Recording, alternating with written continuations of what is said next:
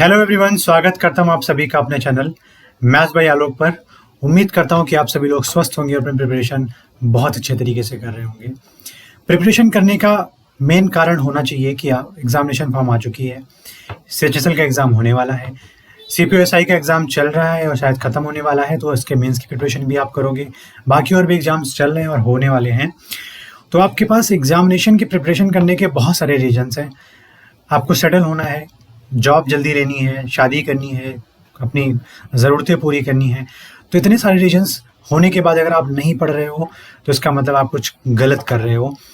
पढ़ने के इतने सारे रीजन्स तो आपको मोटिवेट ज़रूर करेंगे और उम्मीद करता हूँ कि आप लोग प्रिपरेशन बहुत अच्छे तरीके से करोगे भी। हमारे लेक्चर्स धीरे धीरे आते रहेंगे, आप प्यार बनाए रखिए, वीडियो को शेयर कीजिए, लाइक कीजिए, सब्सक्राइब करिए हमारे चैनल को। और अभी जितने टॉपिक पढ़ाए गए उनके बारे में आप जाके पढ़िए, प्रीवियस ईयर लगाइए, क्वेश्चन सॉल्व करिए। जैसा कि पिछली क्लास में हमने बताया था कि हमारे नेक्स्ट क्लास जो होगी वो नंबर सिस्टम होगी, तो आज हम आप सबके सामने नंबर सिस्टम की बेसिक क्लास लेकर आए हैं। बहुत ही डिटेल में समझेंगे हर एक चीज़ को कि नंबर सिस्टम है क्या, उसमें क्या क्या चीज़ें होती हैं, नंबर्स क्या होते हैं। तो एक बेसिकली क्या है कि हम आज एक बेस बना के चलेंगे यहाँ से। बाकी आने वाले नेक्स्ट अपकमिंग जितनी भी क्लासेस होंगी वो नंबर सिस्टम्स के अलग अलग टॉपिक्स पे ही क्लास होगी, क्योंकि नंबर सिस्टम बहुत ही बड़ा चैप्टर है जो भी कई सारे एग्जाम्स को कवर करता है और बहुत सारे एग्जाम्स से कई सारे क्वेश्चंस पिक करते हैं। इवन UPSC का बहुत ही फेवरेट चैप्टर है एक तरीके से देखा जाए तो, CSAT में काफ़ी रोल करता है ये। तो नंबर सिस्टम बहुत ही बेसिक से पढ़ेंगे। हम चलेंगे बॉटम टू टॉप अप्रोच पे, शून्य से पढ़ना शुरू करेंगे, बेसिक क्वेश्चंस करेंगे इस पे जो भी एग्जाम्स में आए हुए हैं। तो आज शुरू करते हैं, आइए शुरू करते हैं। नंबर सिस्टम, संख्या पद्धति। नंबर सिस्टम, संख्या पद्धति, यहां पर लिख देता हूं हिंदी में, संख्या पद्धति।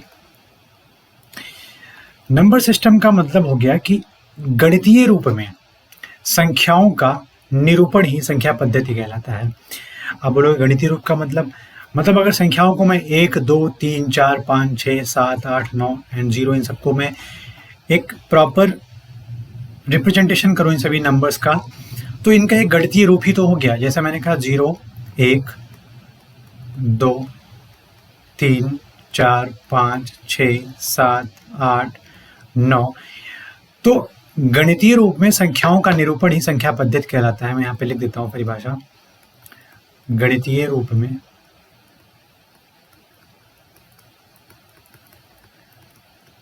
संख्याओं का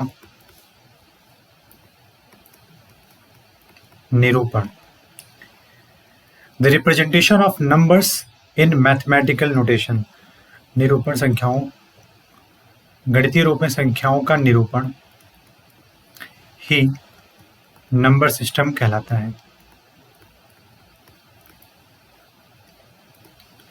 आपके सामने लिखे सारी नंबर्स क्या हैं? 0, 1, 2, 3, 4, 5, 6, 7, 8, 9, ये सब क्या है? डिजिट्स हैं। 0 से 9 तक हमारी डिजिट्स होती हैं। इन्हीं सबका यूज करके हम बड़ी नंबर्स या दहाई, सैकड़ा, हजार के नंबर्स बनाते हैं। तो सबसे बेसिक चीज क्या है नंबर सिस्टम में? डिजिट। दूसरी चीज क्या है? उनकी प्लेस वैल्यू के साथ नंबर बनाना।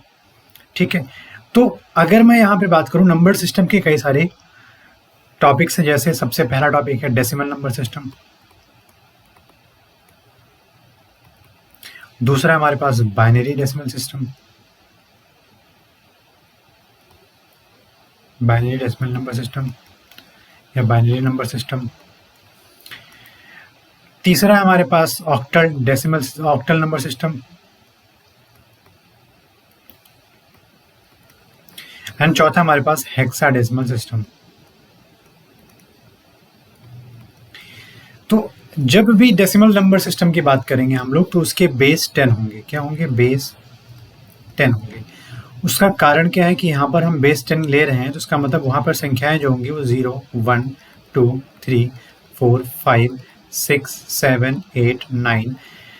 तो ये हमारे 0 से 9 तक क्या है? बेस 10 के सभी डिजिट्स हैं।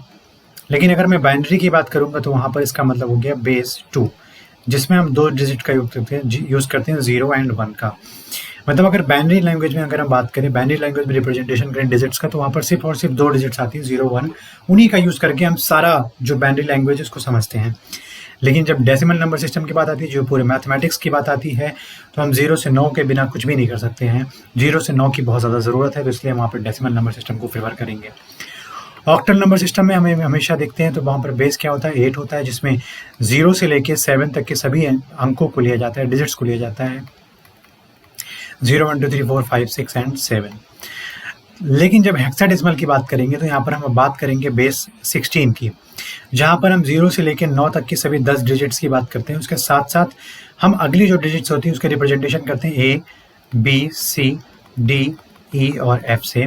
तो 10 वो और बाकी बचे 6, ये 16 हमारे पास क्या होते हैं, यहाँ पर डिजिट्स होते हैं, जिनके बेसिस पे हम हेक्साडेसिमल की स्टडी करते हैं। जो आज का हमारा मेन टॉपिक है वो है डेसिमल नंबर सिस्टम। क्योंकि हम पूरा SSC के लिए पढ़ रहे हैं चीज़ों को, तो हमारे पास डेसिमल नंबर सिस्टम चीज़ें आ रही हैं।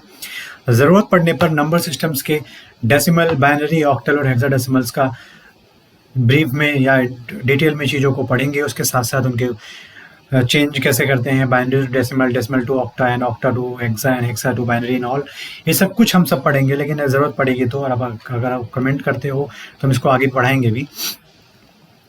तो गणितीय रूप में संख्याओं का निरूपण ही संख्या पद्धति कहलाता है, जैसे कि नंबर सिस्टम कहलाता है 0 1 2 3 4 5 6 7 8 9। अब ये सारी बातें आपको बता दी गई हैं। बेसिकली पहले नंबर्स को 1 2 3 4 5 6 7 8 9 में किया जाता था। अब 0 को ऐड किया गया बाद में, आर्यभट्टा ने यूज़ किया, उसका 0 का एडिशन किया, वहाँ पर 0 से 9 कर दिया चीज़ों को। फिर बाद में कुछ समय के बाद 7वीं शताब्दी में हमने देखा गया कि वहाँ पर इन सभी डिजिट्स का यूज़ करके कैलकुलेशन को कैलकुलेशन आने लगी चीज़ों को लेके, जैसे हम एडिशन, सब्ट्रैक्शन, मल्टीप्लिकेशन, डिवीज़न हम 0 से लेके 9 तक की डिजिट्स का यूज़ करके करते थे। तो 0 का भी यूज़ किया गया वहाँ पर कैलकुलेशन में। तो वो सारी चीज़ें आपको बताने का रीज़न है कि आप सबके बारे में थोड़ा थोड़ा जानते रहो। और इसके बारे में इतना काफ़ी है मेरे हिसाब से। ठीक है, अब हम बढ़ेंगे अपने नंबर सिस्टम में। चीज़ें शुरुआत कहाँ से करनी है? अगर नंबर सिस्टम की बात करूँ तो उसमें सबसे पहले आती है फेस वैल्यू। हाँ, नंबर सिस्टम में एक चीज़ और बताना चाहिए आपको कि अगर नंबर सिस्टम में बात करूँ, डेसिमल नंबर सिस्टम में पढ़ रहे हैं, डेसिमल नंबर सिस्टम में अगर आप डेसिमल देखते हो तो डेसिमल के लेफ्ट साइड में, यहाँ पर हम लेफ्ट साइड लिखते हैं और ये क्या है, राइट साइड। जब हम लेफ्ट साइड की बात करते हैं तो लेफ्ट साइड से पहले स्थान से लेके और अनंत स्थान तक हम चलते चले जाएं तो संख्याओं के पीछे 0 का बढ़ना शुरू हो जाता है, 1 के पीछे। जैसे मैंने कहा ये इकाई अंक है, एक इकाई स्थान है, ये वंस प्लेस है, तो इसको मैं वंस में ऐसे लिख देता हूँ, वंस प्लेस है। ये टेंस प्लेस है, 10 का स्थान है, ये वंस का स्थान है।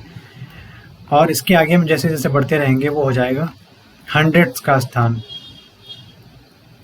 और ये थाउजेंड्स का स्थान, ये 10,000s का स्थान एंड सो ऑन। अब ऐसे ही अगर डेसिमल के हम राइट साइड में बढ़ते हैं तो हम देखते हैं कि यहाँ पर हम जब जस्ट राइट बढ़ेंगे तो ये 1/10th प्लेस हो जाएगा, 1/10th प्लेस, फिर 1/100th प्लेस हो जाएगा ये, फिर हम बढ़ेंगे तो 1/1000th प्लेस हो जाएगा हमारे पास यहाँ पर। तो प्लेसेस डेसिमल के लेफ्ट साइड में वैल्यू को बढ़ाता चला जाता है, लेकिन डेसिमल के राइट साइड में वैल्यू को घटाता चला जाता है। इन सब के बारे में हम आगे में पढ़ेंगे, लेकिन हम उसके पहले ये समझें कि फेस वैल्यू क्या होती है और प्लेस वैल्यू क्या होती है। फेस वैल्यू का मतलब होता है संख्याओं में अंकों का अंकीय मान, जो अंक जैसा लिखा हुआ है उसका मान भी वही होगा, ही फेस वैल्यू कहलाती है।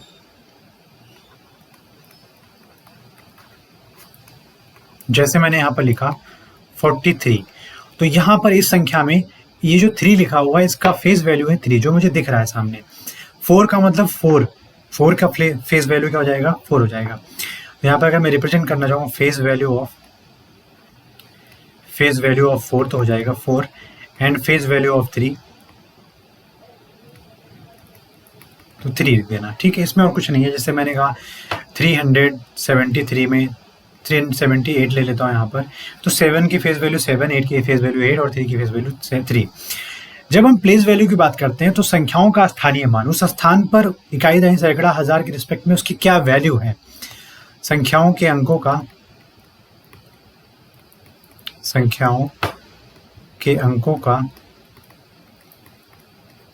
का स्थानीय मान।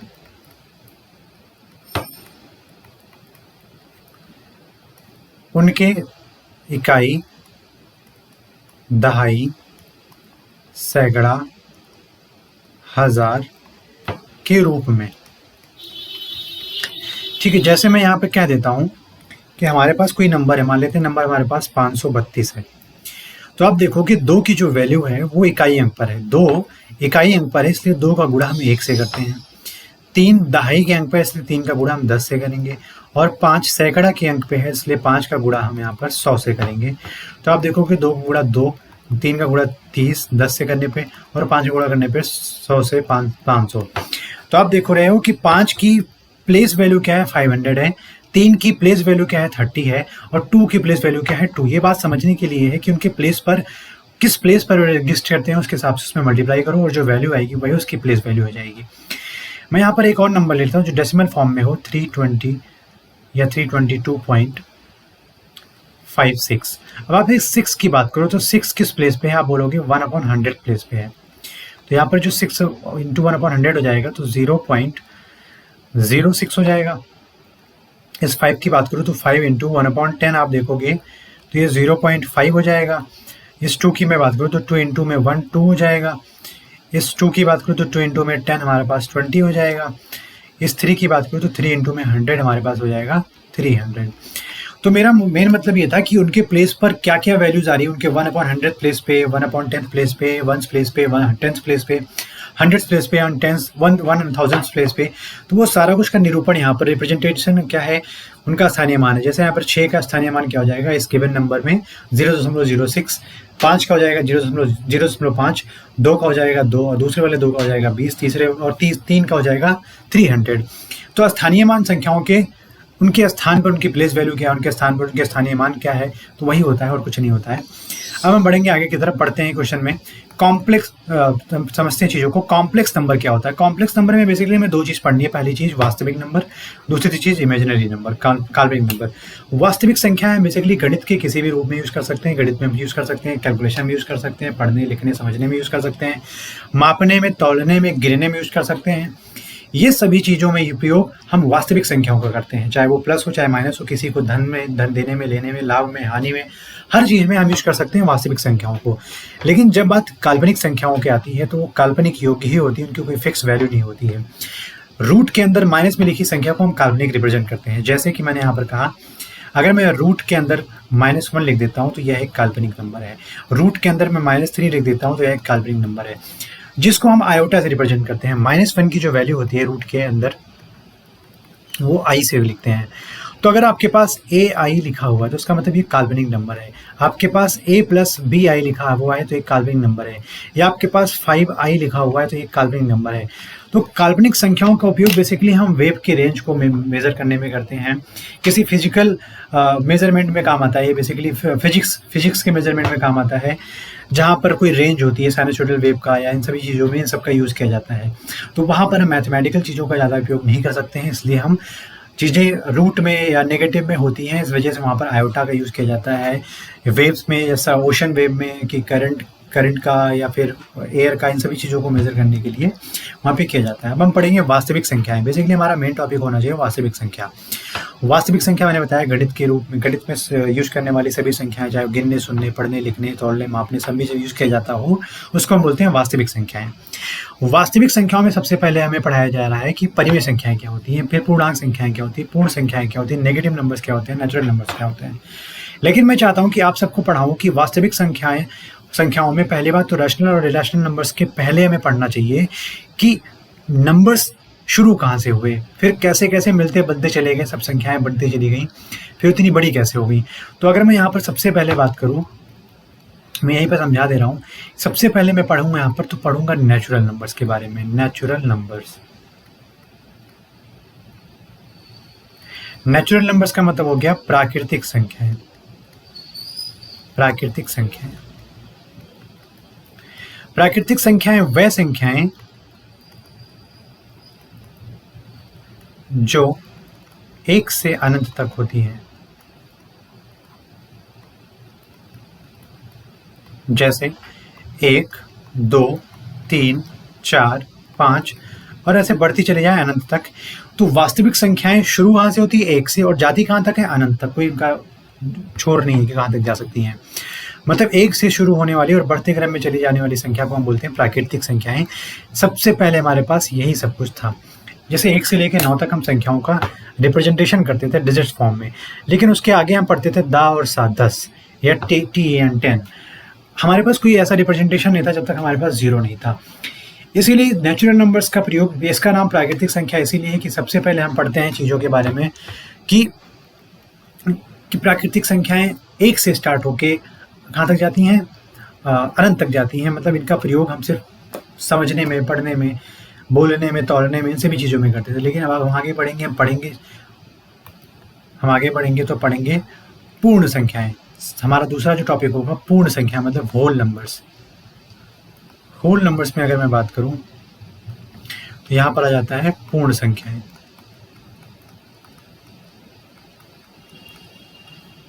तो जैसा कि आप देख रहे हैं, पूर्ण संख्याएं वह संख्याएं होती हैं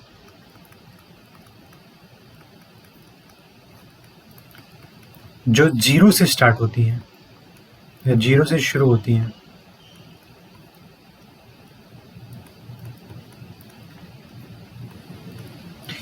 और अनंत तक जाती हैं।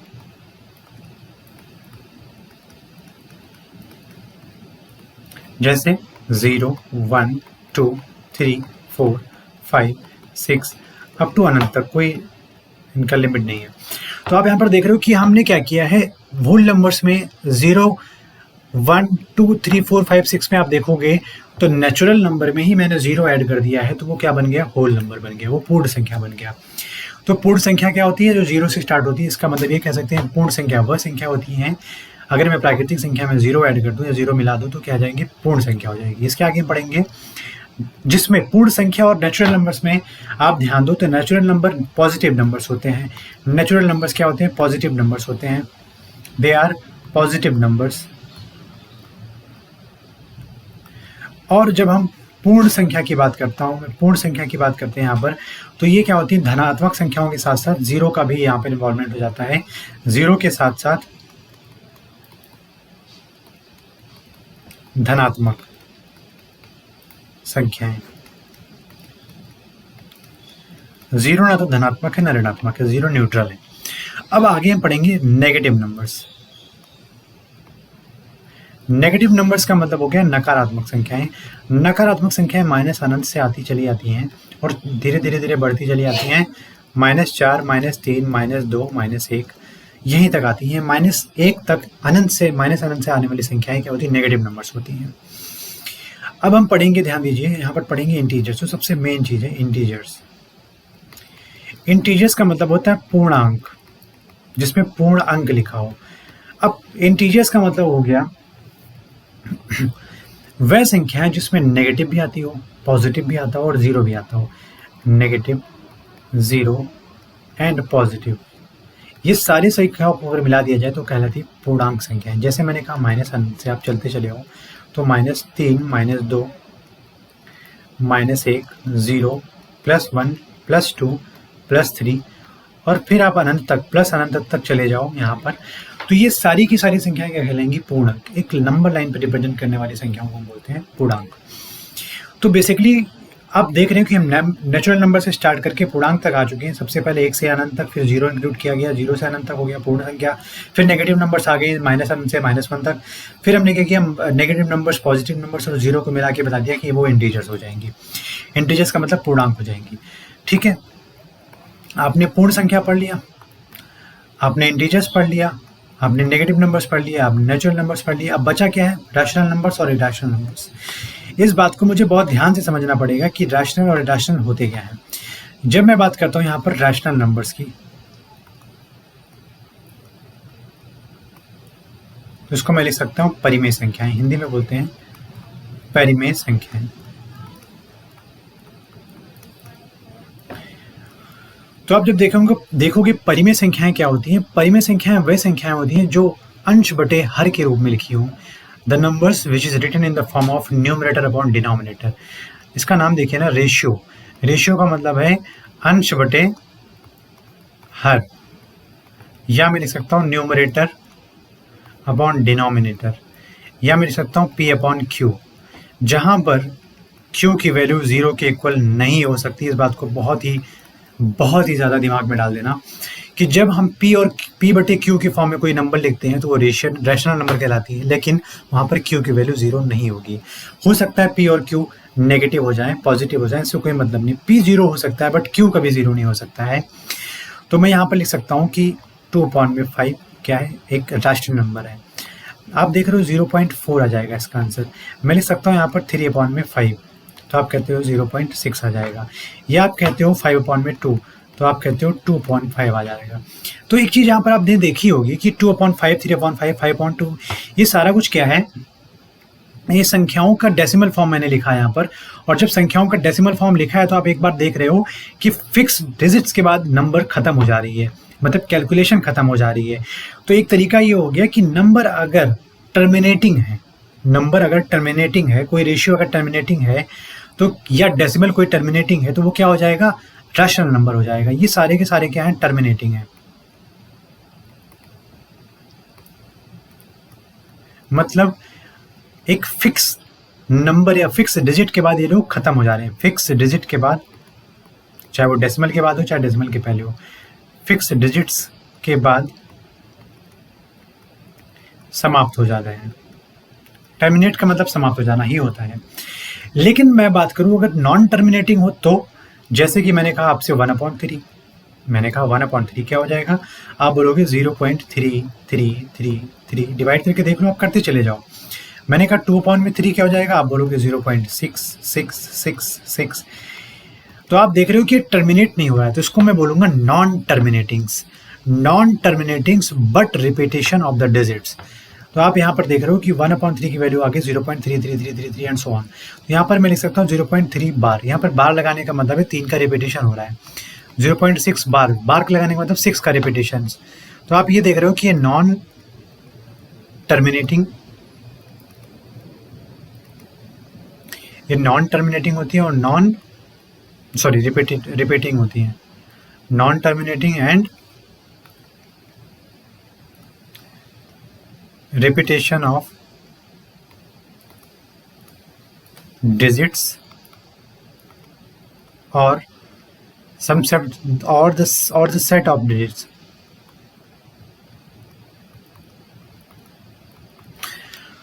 मैंने सेट ऑफ डिजिट्स क्यों लिखा है, आप ध्यान देना कि कभी कभी ऐसा हो सकता है कि वहाँ पर एक डिजिट्स बार बार रिपीट ना होके, अगर मान लीजिए कि ये आंसर निकाल रहे हो आप, तो डेसिमल के बाद या डेसिमल के कुछ अंक के बाद आप देखोगे तो मान लीजिए 5623 करके आ रहा है, फिर 5623 करके आ रहा है, तो 5623 ये सेट ऑफ डिजिट्स हो गया। Set of digits he bar bar repeat हो रहा है, तो 5623 के ऊपर आप क्या लगा दोगे, बार लगा दोगे। जैसे यहाँ पर आप देख लो, मैंने कहा कि 5/7 में लिख देता हूँ। यहाँ पर मैंने कहा कि 5/7 लिख देता हूँ। तो आप जब 5/7 करोगे तो 5/7 में कोई वैल्यू आ जाएगी 0.7749, फिर 150, 7 एकम 7, 3 7 चौक 28 और 28 2 7 दूनी 14, 14 6 7 8 56, 40 7 5 35, फिर 50। तो आप देख रहे हो कि 7 1 4 2 8 5 के बाद फिर से वही रिपीटेशन आना शुरू हो जाएगा। तो मतलब 5/7 में आप देख रहे हो सेट ऑफ डिजिट्स क्या हो रही है, रिपीट हो रही है यहाँ पर। तो इसके ऊपर आप बार लगा दोगे, इसका मतलब हो जाएगा कि ये अब रिपीट करेंगे पूरा पैटर्न। तो यहाँ पर मुझे बताने का यही मेन मतलब था जो मैं पीछे बता रहा था आपको। 5/7 में आप सेट ऑफ डिजिट्स का रिपीटेशन देखोगे। तो ये था हमारे पास रैशनल नंबर का रिप्रेजेंटेशन। अगर मैं यहाँ पर अब बात करूँ आपसे, आप नोट कर लीजिए, स्क्रीनशॉट ले लीजिए। अगर मैं बात करूँ यहाँ से आपसे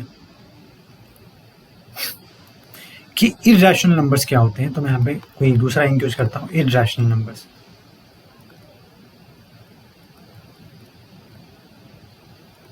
अपरिमेय संख्याएं।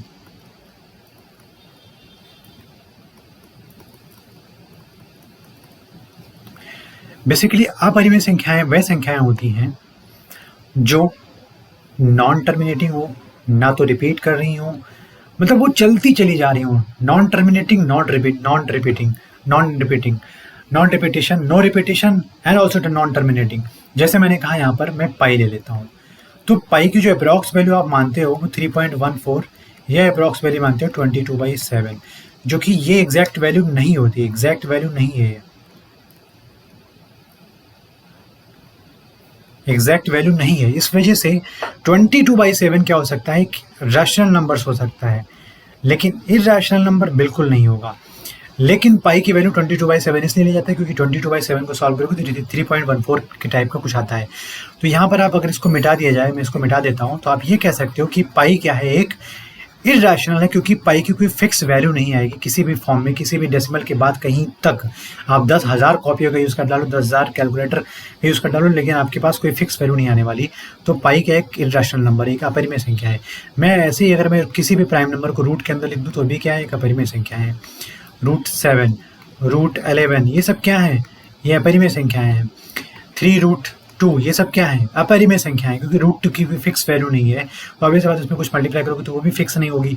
तो अपरिमेय संख्या और परिमेय संख्या में आज के बाद कोई डाउट नहीं आना चाहिए। आप सभी को मैंने बताया परिमेय संख्या न्यूमरेटर अपॉन डिनोमिनेटर के फॉर्म में, PYQ के फॉर्म में, जहाँ पे Q की वैल्यू 0 नहीं होगी। यहाँ पर एक बात बताया मैंने आपको, terminating and also fix value, terminating with no repetition, but दूसरा बताया मैंने आपको नॉन टर्मिनेटिंग विथ रेपिटेशन। ठीक है, तो ये सारी चीज़ें थी समझने के लिए। अब आप आगे बढ़ते हैं इवेंट नंबर्स पे। सम संख्याएं बेसिकली इसको बताने का क्या मोटिव है मेरा, क्योंकि आपको बेसिक नॉलेज आपको देनी है मुझे, और इतना ज़्यादा डिटेल में नहीं बताना है।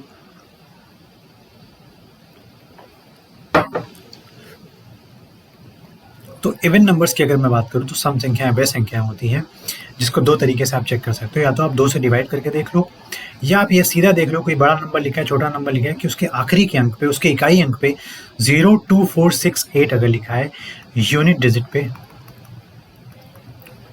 If unit digit is one of given digit, like 0, 2, 4, 6 and 8। अगर 0, 2, 4, 6, 8 किसी भी नंबर की यूनिट डिजिट पे दे रखा है तो वो संख्या क्या हो जाएगी, इवन नंबर हो जाएगी। वो संख्या क्या हो जाएगी, सम संख्या हो जाएगी। या आप बोल सकते हो 2 से विभाजित होने वाली सभी संख्याएं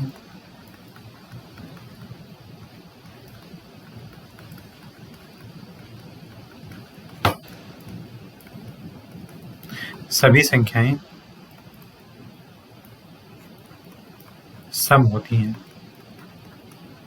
जैसे आप बोलोगे कि 8 2 से डिविजिबल बिल्कुल है, मैंने कहा 18 बिल्कुल है 2 से डिविजिबल, क्योंकि 8 भी आ रहा है इसके यूनिट डिजिट पे।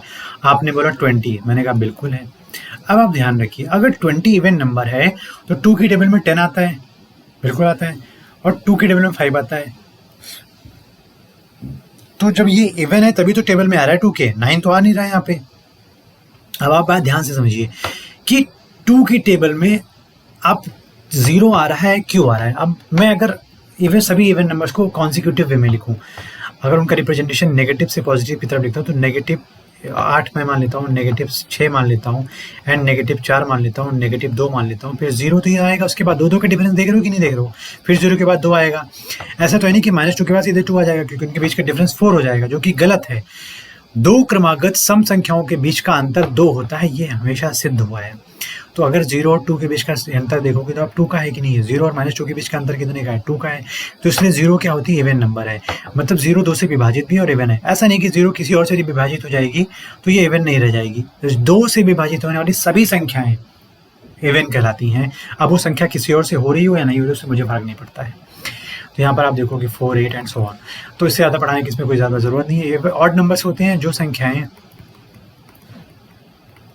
संख्याएं 2 से विभाजित, यहाँ पर 6 मैंने नहीं लिखा, 2 से विभाजित ना होती हो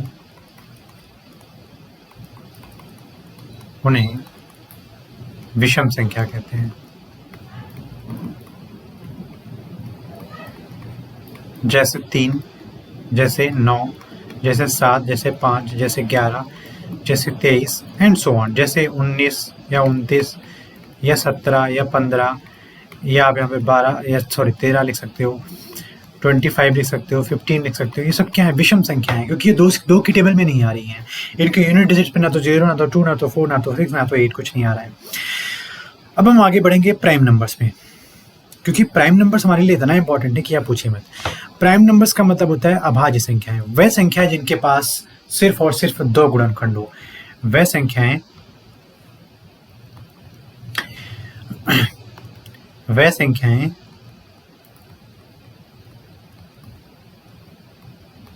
जिनके सिर्फ दो गुणनखंड हो। एक तो एक होना चाहिए और दूसरा क्या होना चाहिए, वह संख्या स्वयं में।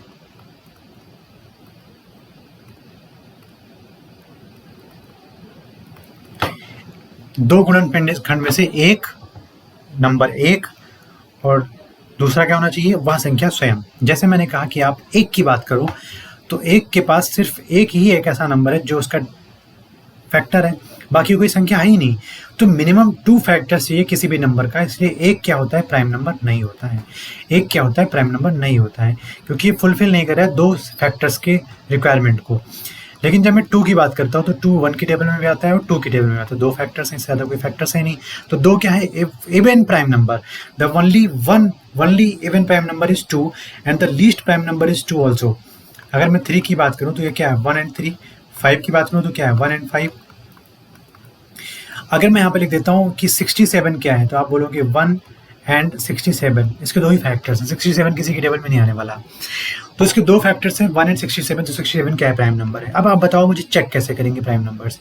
आप समझ गए ना, प्राइम नंबर्स क्या होते हैं, वह नंबर्स जिनके 1 और उसके अलावा कोई और दूसरा फैक्टर ना हो, कि सिर्फ वही संख्या ही फैक्टर हो। तो अगर मैं प्राइम नंबर्स की बात करूं, आपसे मैंने कहा कि 67 क्या है, एक प्राइम नंबर है। मैंने कहा कैसे पता करेंगे, तो आप ये बताना कि जब भी 67 देखते हैं तो उसके आगे का एक ऐसा नंबर चूज करते हैं जो परफेक्ट स्क्वायर फॉर्म करता हो। तो इसके आगे का नंबर आप बोलोगे 81 है, और 81 किसका स्क्वायर है, 9 का स्क्वायर है। अब 9 से छोटे सभी प्राइम नंबर्स आप बोलोगे 2, 3, 5 और 7। अगर ये 2, 3, 5, 7 में से किसी भी एक नंबर से डिविजिबल है तो हम ये कह देंगे कि ये 67 प्राइम नंबर नहीं है। लेकिन अगर 2, 3, 5, 7 से डिविजिबल नहीं हो रहा है तो उसका एक ही मतलब है कि ये प्राइम नंबर है, अभाज्य संख्या है। तो 2 के पहाड़े में आएगा नहीं क्योंकि ये सम संख्या नहीं है। 3 की टेबल पढ़ते हैं तो ये आएगा नहीं क्योंकि 6 और 7 का सम 13 होता है। डिजिट्स का सम अभी आगे पढ़ेंगे, उसको कैसे पता करेंगे वो अभी आगे समझाया जाएगा। 5 से डिविजिबल नहीं है क्योंकि 0 और 5 नहीं आ रहा है डिजिट पे। 7 की पहाड़े में देखते हैं 7 9 3 होता है तो भी नहीं आ रहा है, तो उसका मतलब ये किसी संख्याओं से डिविजिबल नहीं है, उनकी भिन्न संख्याओं से।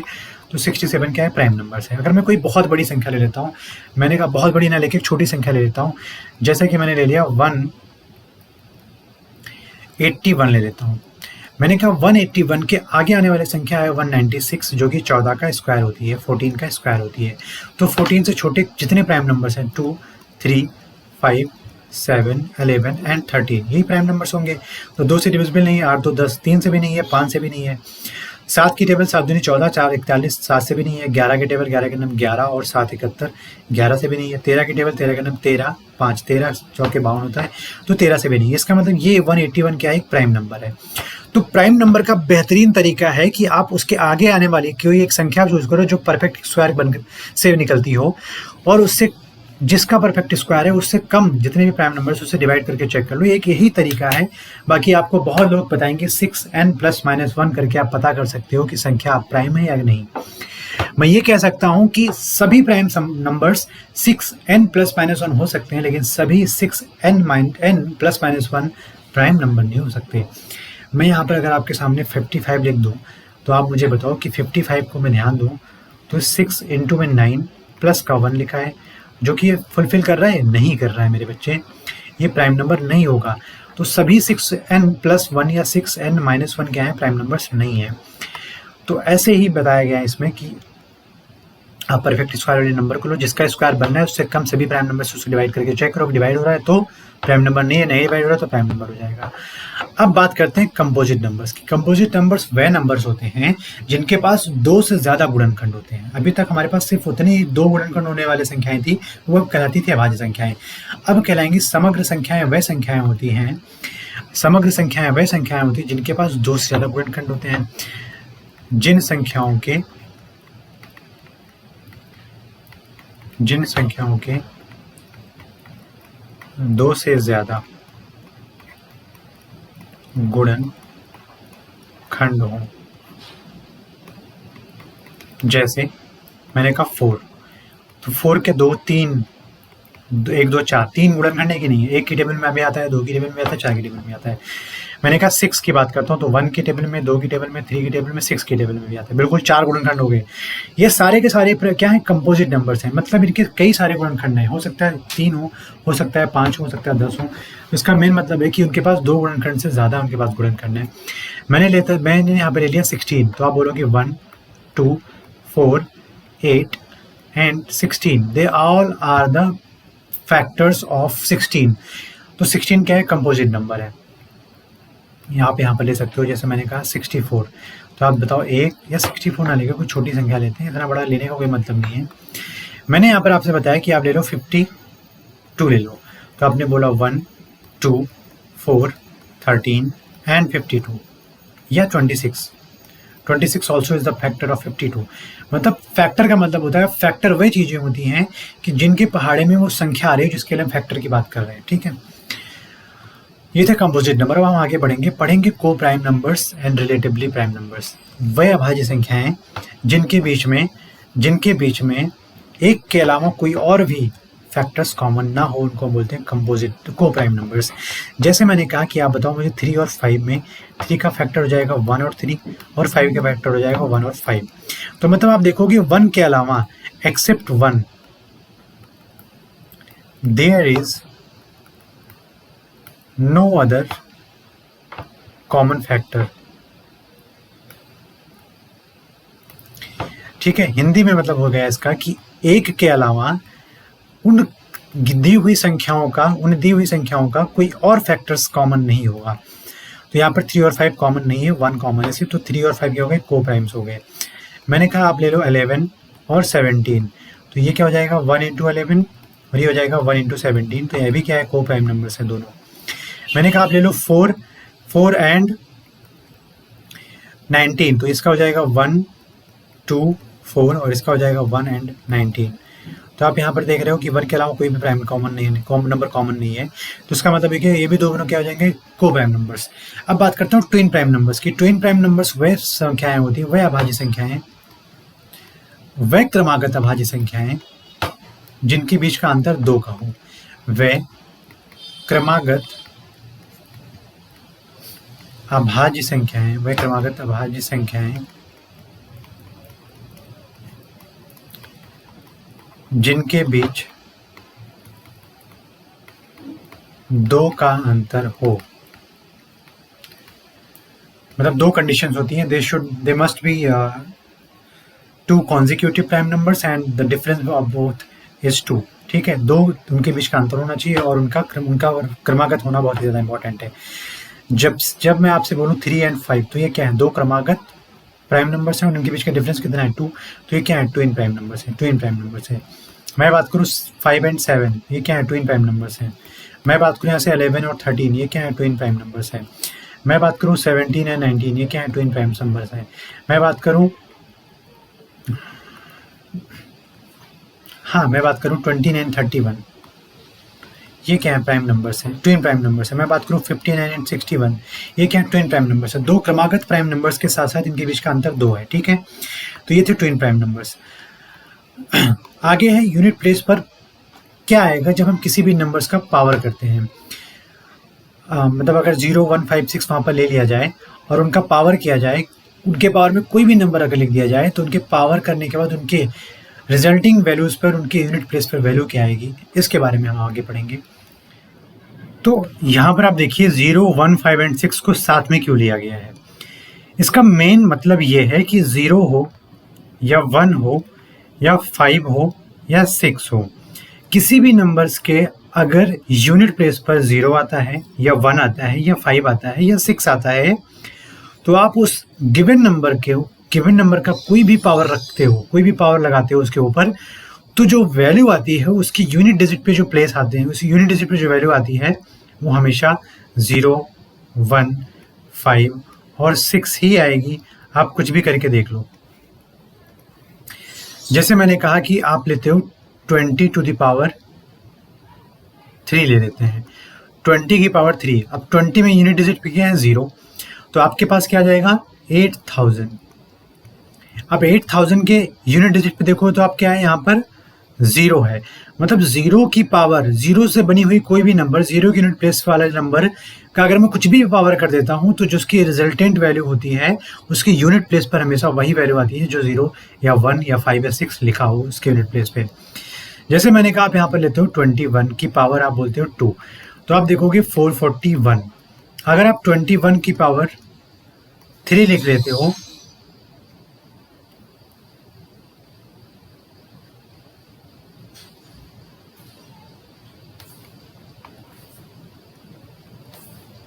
अगर आप 21 की पावर 3 लिख देते हो, और तो 21 का क्यूब क्या जाएगा, 9261। यहाँ पर आप देखिए 1, यहाँ पर देखिए 1, और इस 1 से बनी हुई संख्या का, इस यूनिट प्लेस पे लिखी 1 से बनी संख्या का क्यूब करने पर या कोई भी पावर करने पर उसकी यूनिट प्लेस पे क्या आ रहा है, 1 आ रहा है। उसके यूनिट प्लेस पे क्या आ रहा है, 1 आ रहा है, रिजल्टिंग वैल्यूज पे। अगर मैं यहाँ पर ध्यान दूँ तो आप बोलोगे 35 का स्क्वायर। 35 का स्क्वायर आप देखोगे तो यहाँ पर क्या आ जाएगा, 1225। 1225 35 का स्क्वायर हो गया। इसका मतलब है 5 यूनिट प्लेस पर नंबर में पहले लिखा था, उसका मैंने स्क्वायर किया, तो जो रिजल्टिंग वैल्यू आया है उसके भी यूनिट प्लेस पे क्या लिखा हुआ है, 5 लिखा हुआ है। आप कोई भी नंबर ले सकते हो, जैसे 25 का स्क्वायर आप देखते हो तो 625 आता है। इसका मतलब 5 यहाँ पर यूनिट प्लेस पे था, उसका स्क्वायर करने पे यहाँ पर क्या आया, 5 आया। अगर मैं 5 की पावर 3 लिख देता हूँ, या 5 की पावर 4 लिख देता हूँ, या 5 की पावर 5 लिख देता हूँ, मैं यहाँ पर 5 की पावर 4 लिख देता हूँ, तो आप देखोगे 625 आया। यूनिट प्लेस पर 5 था, उसकी पावर कुछ भी करने पर यूनिट प्लेस पर क्या आ गया, 5 आ गया। ऐसे में अगर बोलता हूँ 6 की पावर 3 लिख देते हो तो आपके पास आता है 216। यहाँ पर यूनिट प्लेस पर 6 है, यहाँ पर क्या आ रहा है, 16 का 6 आ रहा है यूनिट प्लेस पे। मैं अगर लेता हूँ 16 की पावर 2 तो आप कहोगे 256। तो यहाँ पर देखो यूनिट प्लेस पर क्या है, 6, और यहाँ पर रिजल्टिंग वैल्यूज में क्या है, यूनिट प्लेस पर 6। तो अगर यूनिट प्लेस पर 6 से लिखी कोई भी संख्या का आप कितना भी बड़ा पावर लगा दो, तो जो रिजल्टिंग आंसर आएगा, जो रिजल्टिंग वैल्यू आएगी, उसकी यूनिट प्लेस पर हमेशा 6 आने वाला है। ठीक है, तो ये बात है 0, 1, 5 और 6 के केस में। जब आप 0, 1, 5, 6 वाली यूनिट डिजिट वाली नंबर्स का आप कोई भी पावर करते हो, तो इसके रिजल्टिंग वैल्यूज के यूनिट प्लेस पर क्या आता है, 0, 1, 5 और 6 क्रमशः आ जाते हैं। लेकिन जब बात आती है 4 और 9 की, तो इसके रूल अलग अलग हैं, लेकिन इनका नेचर रूल का बहुत ही सेम है। यहाँ पर अगर मैं बात करूँ 4 की पावर अगर इवन कर दिया जाए और 4 की पावर अगर ऑड कर दिया जाए, यहाँ पे मैं बात करूँ अगर 9 की पावर इवन कर दी जाए और 9 की पावर यहाँ पर ऑड कर दी जाए, तो अगर 4 की पावर आप इवन वाले केस में क्या करते हो, मैं यहाँ पर 4 के इवन वाले केस में देखता हूँ, तो अगर आपने बोला सर 4 की पावर 2 कर देता हूँ, तो आप बोलोगे 16 आंसर आ जाएगा। तो इसका मतलब यूनिट प्लेस पर क्या आ रहा है, 6 आ रहा है। यूनिट प्लेस पर वैल्यू क्या आ रही है, 6 आ रही है। आपने बोला सर 4 की पावर मैं कर देता हूँ कि 6 कर देता हूँ, तो आप बोलोगे 4 चौके 16, चौके 64, चौके 2 से 56, 256 गुणे 16 आप करोगे तो 16 छक्के 96, 16 पंचे 80 और 9 89, 16 दूना 32 और 8 40, तो 4096 आ जाएगा 4 की पावर 6। इसमें भी यूनिट प्लेस पर क्या आ रहा है, 6 आ रहा है। आप 4 की पावर 4 ले लो तो आपके पास आ जाएगा 256। 256 के यूनिट प्लेस पर क्या आ रहा है, 6 आ रहा है। मैं अगर यहाँ पर 4 की पावर 72 लिख दूँ तो भी क्या आएगा, वहाँ पे यूनिट प्लेस पर क्या आएगा, 6 आने वाला है। कोई भी नंबर आएगा तो उसका यूनिट प्लेस पर वैल्यू क्या आएगी, वो 6 ही आएगी। तो अगर 4 की पावर इवन है, कोई बड़ी से बड़ी पावर, 4 की पावर 1008 अगर लिख देता हूँ वहाँ पर, तो भी उसका जो रिजल्टिंग वैल्यू होगी उसमें आप जाके चेक करोगे तो 6 की पावर, जो 6 यूनिट प्लेस पर लिखा होगा उसकी वैल्यू 6 ही आने वाली है। जो यूनिट प्लेस पर जो भी संख्या लिखी होगी या जो भी अंक लिखा होगा उसकी वैल्यू 6 ही आने वाली है। लेकिन अगर मैं 4 की पावर ऑड कर देता हूँ, तो 4 की पावर अगर मैंने 1 किया तो आप बोलोगे 4 आ जाएगा।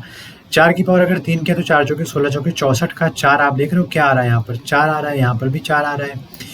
तो यूनिट प्लेस पर वैल्यूज क्या आ रही हैं, अब 4 आ रही हैं। अगर इवन था तो 6 और अब ऑड है तो क्या आ रहा है, हमारे पास 4 आ रहा है।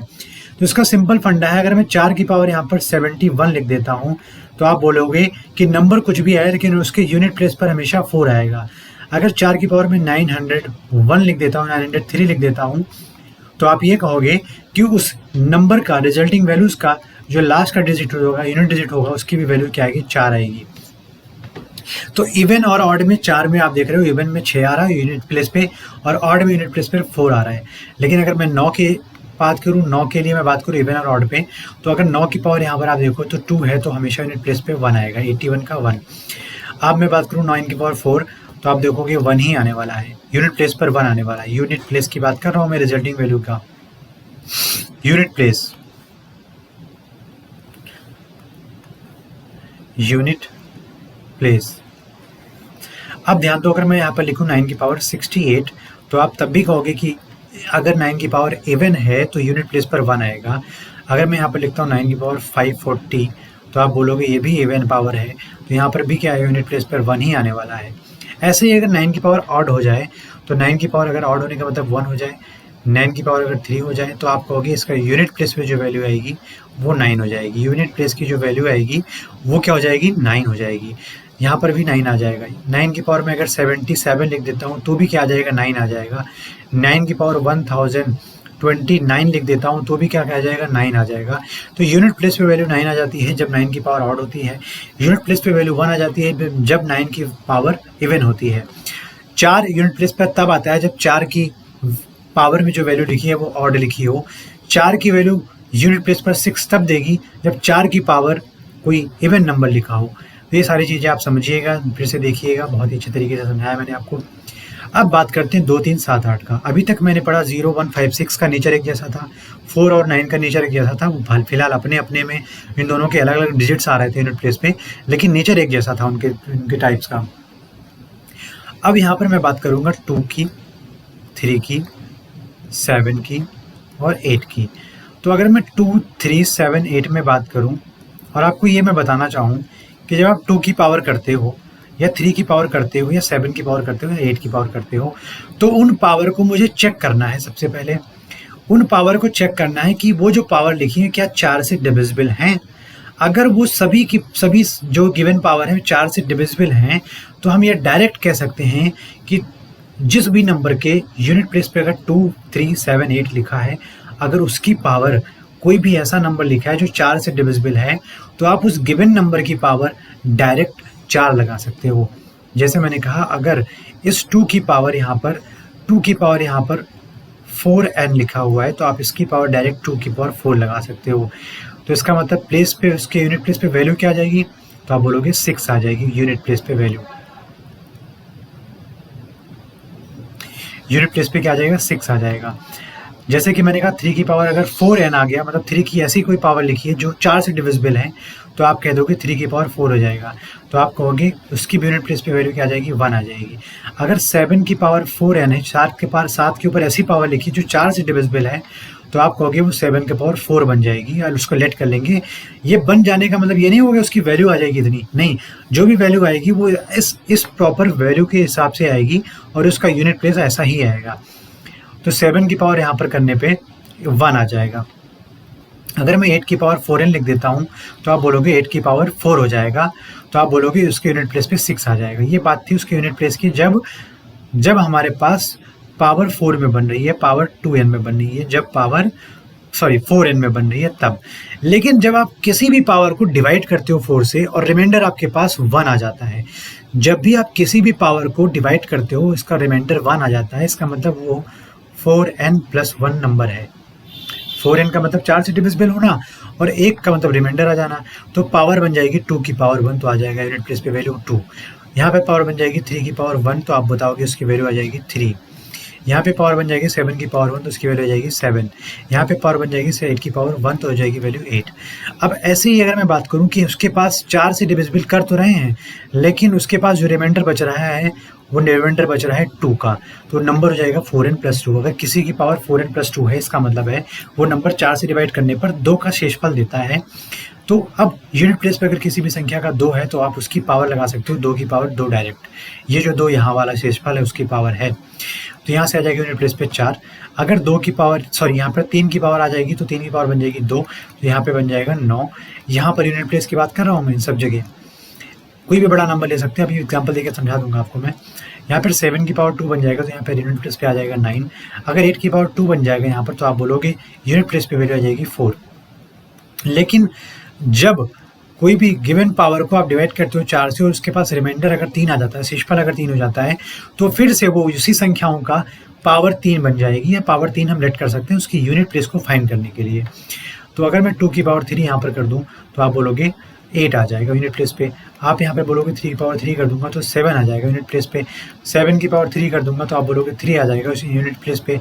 और अगर मैं यहाँ पर 8 की पावर 3 कर दूंगा तो आप बोलोगे 2 आ जाएगा उसके यूनिट प्लेस पे। तो ये सारा जो मैंने यहाँ पे बनाया है, जो मैंने यहाँ पे टेबल बनाई है, बहुत ही इंपॉर्टेंट है, इसको ध्यान से समझिएगा। जैसे मैंने कहा कि अगर आपके पास 112 की पावर 64 लिखी है, तो आप मुझे बताओ इस संख्या का यूनिट प्लेस पे वैल्यू क्या आएगी। तो मैंने ये बताया इस संख्या में यूनिट प्लेस पे क्या लिखा है 2, आपने बोला बिल्कुल। फिर मैंने कहा आप इसकी पावर को 4 से डिवाइड करो। जब ये 4 से पूर्णतः डिविजिबल है, 64 4 से डिविजिबल है, तो इसका मतलब हम उसकी पावर 4 लिख सकते हैं।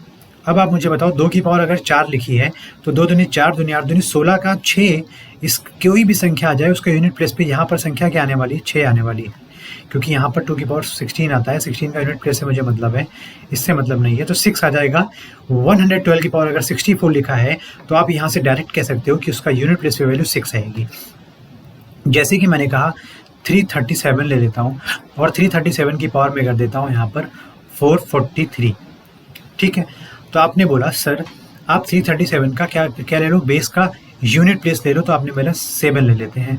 फिर आपने देखा कि 443 4 से डिवाइड करने पर 110 टाइम्स जाएगा तो 440 आ जाएगा, और 3 का क्या बच जाएगा, शेषफल। अब वो जो 3 शेषफल है वो इस आधार के यूनिट प्लेस का पावर बन जाएगा। तो आप कह सकते हो 7 की पावर 3 का जो वैल्यू यूनिट प्लेस पे आ रही है वही यूनिट प्लेस की वैल्यू इस गिवन क्वेश्चन में भी आएगी।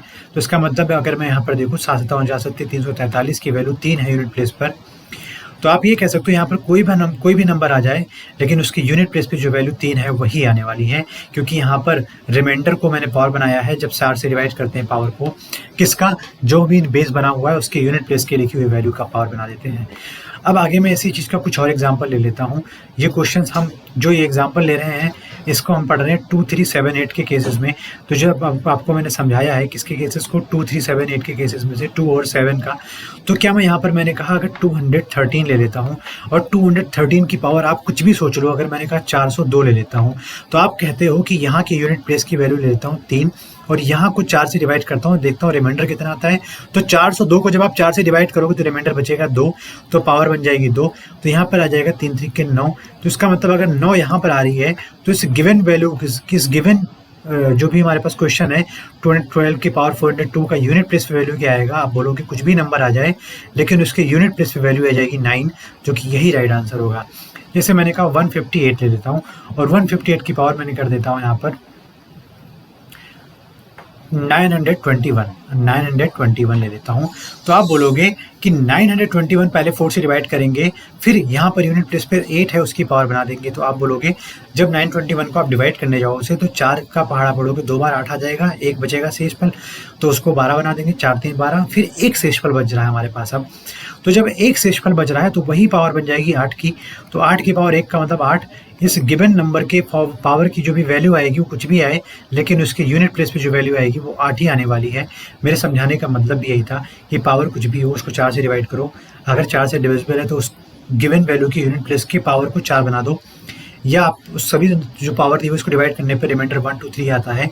तो आप गिवन आधार गिवन बेस के यूनिट प्लेस की वैल्यू के पावर को आप उसके रिमाइंडर बचे हुए 1 2 3 को आप पुट कर सकते हो वहाँ पर और देख सकते हो कि यूनिट प्लेस पर क्या आएगा। वही उस गिवन क्वेश्चन का, उस गिवन जो भी हमारे पास पूरा बेस और उसके पावर दी हुई है उसका वैल्यू का यूनिट प्लेस आ जाएगा। उम्मीद करता हूँ आप सबको बहुत अच्छे से समझ में आएगा। अब डिविजिबिलिटी रूल पढ़ते हैं 2 का। डिविजिबिलिटी रूल 2 का पढ़ने के लिए संख्या सम होनी चाहिए। पहली बात तो संख्या के आखिरी में 0 2 4 6 8 लिखा होना चाहिए, इससे ज़्यादा हम इसमें कुछ नहीं पढ़ सकते हैं। सम होना इंपॉर्टेंट है। और दूसरा वो संख्या के यूनिट प्लेस पर of any number must be 0 2 4 6 8, okay. और वो संख्या सम होनी चाहिए अपने आप में। अगर मैं 3 की बात करूं तो डिविजिबिलिटी फॉर 3 की अगर मैं बात करना चाहूं यहाँ पे,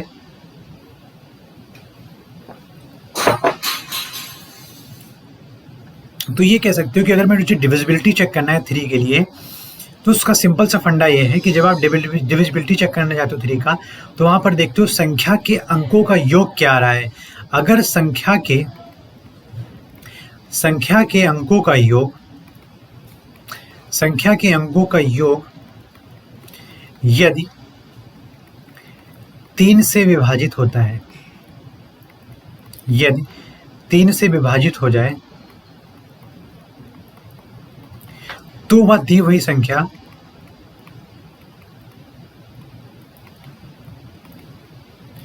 तीन से विभाजित होगी। आप बोलोगे कैसे? मैं बताता हूं कैसे। जैसे मैंने कहा आपके पास कोई भी नंबर है, मैंने कहा 27 ले लेता हूं, तो 27 में अंकों की संख्या पर देखोगे तो 2 है, और इन 2 और 7 दो अंकों को अगर मैं जोड़ूं तो 9 आ जाता है, और 9 3 की टेबल में आता है, बिल्कुल आता है। तो इसलिए अगर ये 9 3 से डिविजिबल है तो ये गिवन नंबर भी 27 भी डिविजिबल होगा। मैंने कहा 113 ले लेता हूँ, तो आप बोलोगे 1 + 1 + 3, तो कि क्या आ जाएगा 5, और 5 3 की टेबल में नहीं आता है, तो इसका मतलब ये इसके डिविजिबल नहीं है, ये डिविजिबल था। अगर मैं बात कर लेता हूँ यहाँ पर 327, अब आप 327 में देखो तो 3 + 2 + 7 को जब आप ऐड करोगे तो यहाँ पर आप देखोगे कि 12 आ जाएगा हमारे पास, और 12 3 की टेबल में आता है या 3 से डिविजिबल है, तो ये गिवन नंबर 327 क्या हो जाएगी, 3 से डिविजिबल होगी, 100% होगी। तो किसी भी गिवन नंबर के उसके डिजिट्स का सम अगर 3 से डिविजिबल है तो वो नंबर भी क्या हो जाएगा, 3 से डिविजिबल हो जाएगा। बढ़ते डिविजिबिलिटी रूल फॉर 4 के लिए अगर मैं बात करूं तो पहली बात तो संख्या सम होना कंपलसरी है, सम होना जरूरी है। सम मैंने देख लिया, सम होगी पहली चीज। दूसरी चीज, यदि संख्या के आखिरी 2 अंकों से एक नई संख्या बनाई जाए, एक नई संख्या, 2 अंकों से एक नई संख्या, यदि संख्या के आखिरी 2 अंकों से एक नई संख्या 4 से विभाजित है या विभाजित होती है, तो वह संख्या भी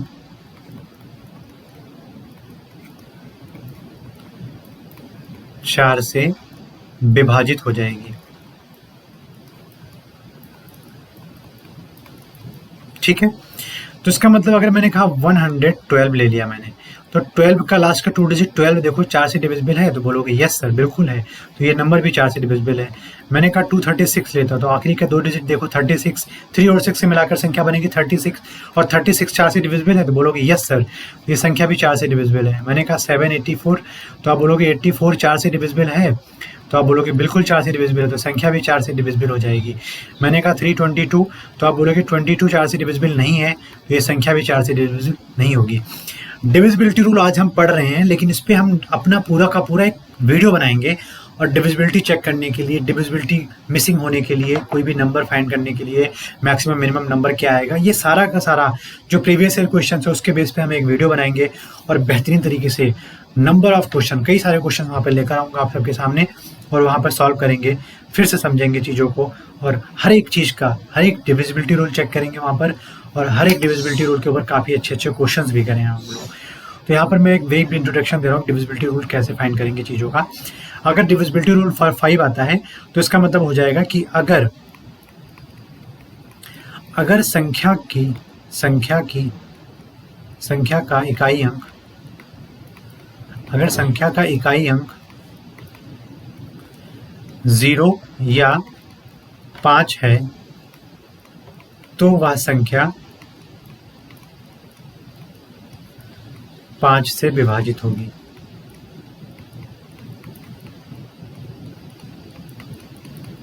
जैसे मैंने कहा, आप बोलो 10 के आखिरी डिजिट पे 0 आ रहा है, तो ये 5 से डिविजिबल है। मैंने कहा 105 5 आ रहा है डिजिट में, ऐसा नहीं कि बीच में कहीं आ जाए, बीच में नहीं, यूनिट प्लेस की बात कर रहा हूँ मैं, बीच में नहीं, आखिरी में 5 दिया हुआ है यहाँ पर, तो इसका मतलब ये भी 5 से डिविजिबल है। मैंने कहा 355, तो आप बोलो कि लास्ट में 5 आ रहा है, बिल्कुल डिविजिबल है। 1000 या 10,005 ले लूँ मैं, तो आप बोलोगे आखिरी में 5 आ रहा है तो डिविजिबल है। मैंने कहा 950, तो बोलोगे आखिरी में 0 आ रहा है तो डिविजिबल है। तो ये सारी चीज़ें 5 की डिविजिबिलिटी रूल चेक करने के लिए बहुत ही छोटे बच्चों वाली चीज़ें हैं। अब डिविजिबिलिटी फॉर 6 की मैं बात करूं तो जो संख्या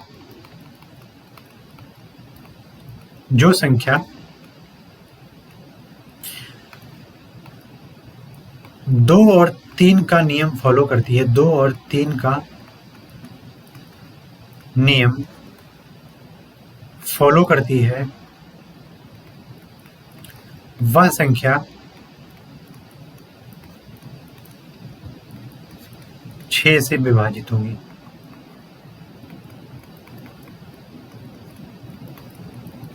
दो और तीन का नियम क्या था? मतलब संख्या पहली बात तो सम होनी चाहिए और दूसरी बात होनी चाहिए उस संख्या की कि उस संख्या के अंकों का योग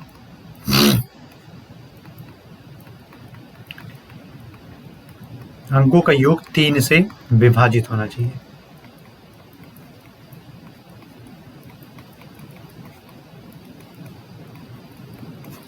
जैसे मैंने कहा 36 एक इवन नंबर है और 3 और 6 का सम आ जाएगा 9, तो आप कह सकते हो कि 9 3 से विभाजित है और ये क्या है? सम है, तो दोनों चीज़ फुलफिल कर रहा है, इसलिए संख्या 6 से डिविजिबल हो जाएगी। मैंने कहा 108, आप बोलोगे एक इवन नंबर है और यहाँ पर डिजिट्स का सम क्या रहा है? 8 + 1 = 9 और 9 3 से डिविजिबल है, तो ये संख्या भी 6 से डिविजिबल है। आप बोलोगे 336, तो आप बोलोगे 336 क्या है? इवन नंबर है और 3 3 6 6 12 12 3 की टेबल में आता है, इसलिए 336 क्या हो जाएगा? 6 से डिविजिबल हो जाएगा। लेकिन अगर आप कोई ऑड नंबर ले लोगे तो 6 से डिविजिबल नहीं होगा, भले ही 3 से डिविजिबल होता हो, इसका मतलब वो 2 से डिविजिबल नहीं हो रहा है। तो यहाँ पर अगर मैं 1008 ले लेता हूँ तो आप बोलोगे 8 + 1 9 हो जा रहा है और संख्या सम है और ये 1008 किससे? 6 से डिविजिबल हो जाएगी। अब बात करते हैं डिविजिबिलिटी बाई 7। अब चीज़ें थोड़ा अपग्रेडेड लेवल की हैं। अगर डिविजिबिलिटी फॉर 7 चेक करूँ तो अगर मेरे पास 2 या 3 डिजिट्स के नंबर लिखे हुए हैं, बेसिकली 3 डिजिट्स के नंबर ही देखे जाते हैं, बाकी 2 डिजिट्स के नंबर से डिविजिबिलिटी रूल चेक ही नहीं करना है, 7 का टेबल पढ़ो आ जाएगा।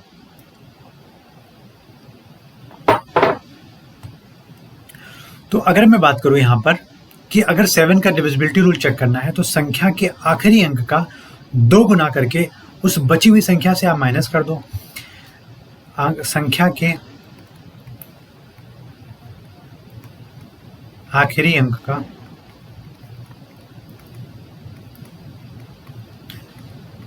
2 गुना बची संख्या से घटाने पर यदि 7 से विभाजित हो तो वह संख्या विभाजित हो जाएगी। तो वह संख्या भी 7 से विभाजित हो जाएगी। जैसे मैं यहाँ कह देता हूँ 343। अब 343 में आप देखो यूनिट प्लेस पे क्या लिखा है? 3 का 2 करो तो 6 आ जाएगा। बची हुई संख्या हमारे पास क्या है? 34 से 6 माइनस करोगे तो यहाँ आ जाएगा 28 और 28 7 से डिविजिबल है, तो ये संख्या भी 7 से डिविजिबल हो जाएगी कि नहीं हो जाएगी? अब आपसे अगर कोई बोलता है कि मैं बात करूँ यहाँ पर 413 की, 413 में आप 3 का क्या करो? 2 करो तो 6 आ जाएगा। बची हुई संख्या 41 से आप 6 को माइनस करोगे तो यहाँ 35 आ जाएगा और 35 7 की टेबल में आता है, तो ये संख्या 413 भी क्या 7 से डिविजिबल है। तो ये सभी चीज़ें तब हैं जब हमारे पास 3 डिजिट्स के नंबर हैं या 2 डिजिट्स के नंबर हैं। मैं यहाँ पर एक और कोई भी क्वेश्चन ले लेता हूँ। जैसे मैंने कहा आप ले लेते हो यहाँ पर 1120 ले लेता हूँ मैं, ठीक है। 1120 का मतलब 1120 ना लेके मैं यहाँ पर कुछ और ले लेता हूँ, तो क्या यहाँ पे 1199 ले लेता हूँ यहाँ पर।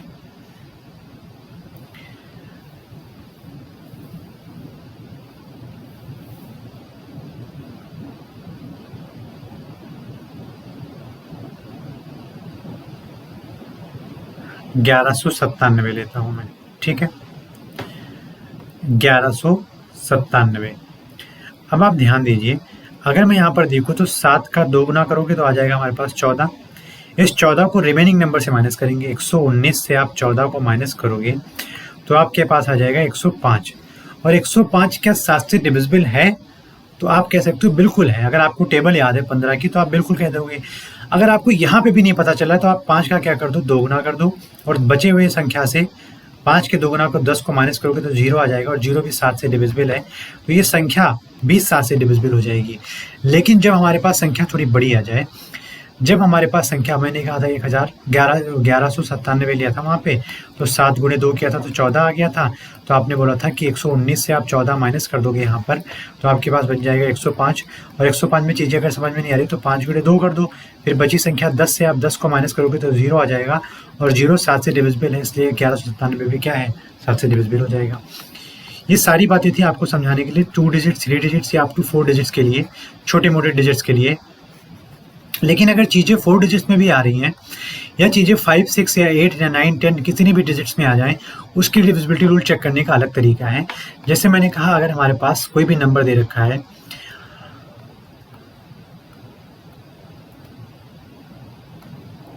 जैसे मैंने कहा हमारे पास ये नंबर है। अब आप देखिए हमारे पास ये नंबर तो है, तो इसका मतलब ये है कि अगर मैं ध्यान दूं तो आखिरी अंक से ट्रिपलेट बनाना शुरू करो। इस ट्रिपलेट को आप ध्यान दो, इस ट्रिपलेट को मैंने दूसरे कलर से किया, इस ट्रिपलेट को मैंने दूसरे कलर से किया। इसका सिंपल सा फंडा है कि जो सम संख्याओं के स्थान पर ट्रिपलेट आएंगे उनका अलग जोड़ कर लोगे, और जो विषम स्थानों पर संख्याओं का ट्रिपलेट आएगा उनको आप अलग जोड़ दोगे। फिर दोनों जगह से जुड़े हुए ट्रिपलेट्स के सम को आप दोनों के अंतर को चेक करोगे, क्या वो 7 से डिविजिबल हैं, तो बिल्कुल अगर 7 से डिविजिबल हैं तो संख्या पूरी की पूरी 7 से डिविजिबल हो जाएगी, और अगर वो नहीं है तो उसका मतलब वो नहीं होगा। तो जैसे कि आप ध्यान दीजिए, यहाँ पर बड़ी संख्या से छोटी संख्या ही माइनस करना है आपको हमेशा। तो 749 से आपने 490 को माइनस कर दिया, तो यहाँ से आ जाएगा 9, और 14 से 9 आ जाएगा यहाँ पर 5, और यहाँ आ जाएगा 2। फिर आपने क्या बोला कि सर अब यहाँ पर 259 आ रहा है जो कि 3 डिजिट है, तो आप क्या कर दो, 9 का ट्वाइस कर दो, 9 दूनी 18 आ जाएगा। अब आपके पास 25 से अगर 18 को माइनस करोगे तो आपके पास क्या आएगा, 7, और 7 के टेबल में 7 ऑब्वियस सी बात है आता है, तो पूरी की पूरी संख्या 7 से डिविजिबल है कि नहीं है। आप यहाँ पे भी चेक कर सकते थे, 7 से पहाड़ा देखिए, 7 3 21 4 49 7 7 49, आप चेक कर सकते थे डायरेक्ट, ये 7 से डिविजिबल था। लेकिन अगर आपको नहीं आ रही है टेबल तो आप इसको एक एक्स्ट्रा बे पैटर्न उसके 3 डिजिट वाले 2 डिजिट वाले भी आ सकते हो। जैसे मैं यहाँ ले लेता हूँ यहाँ पर कुछ भी नंबर,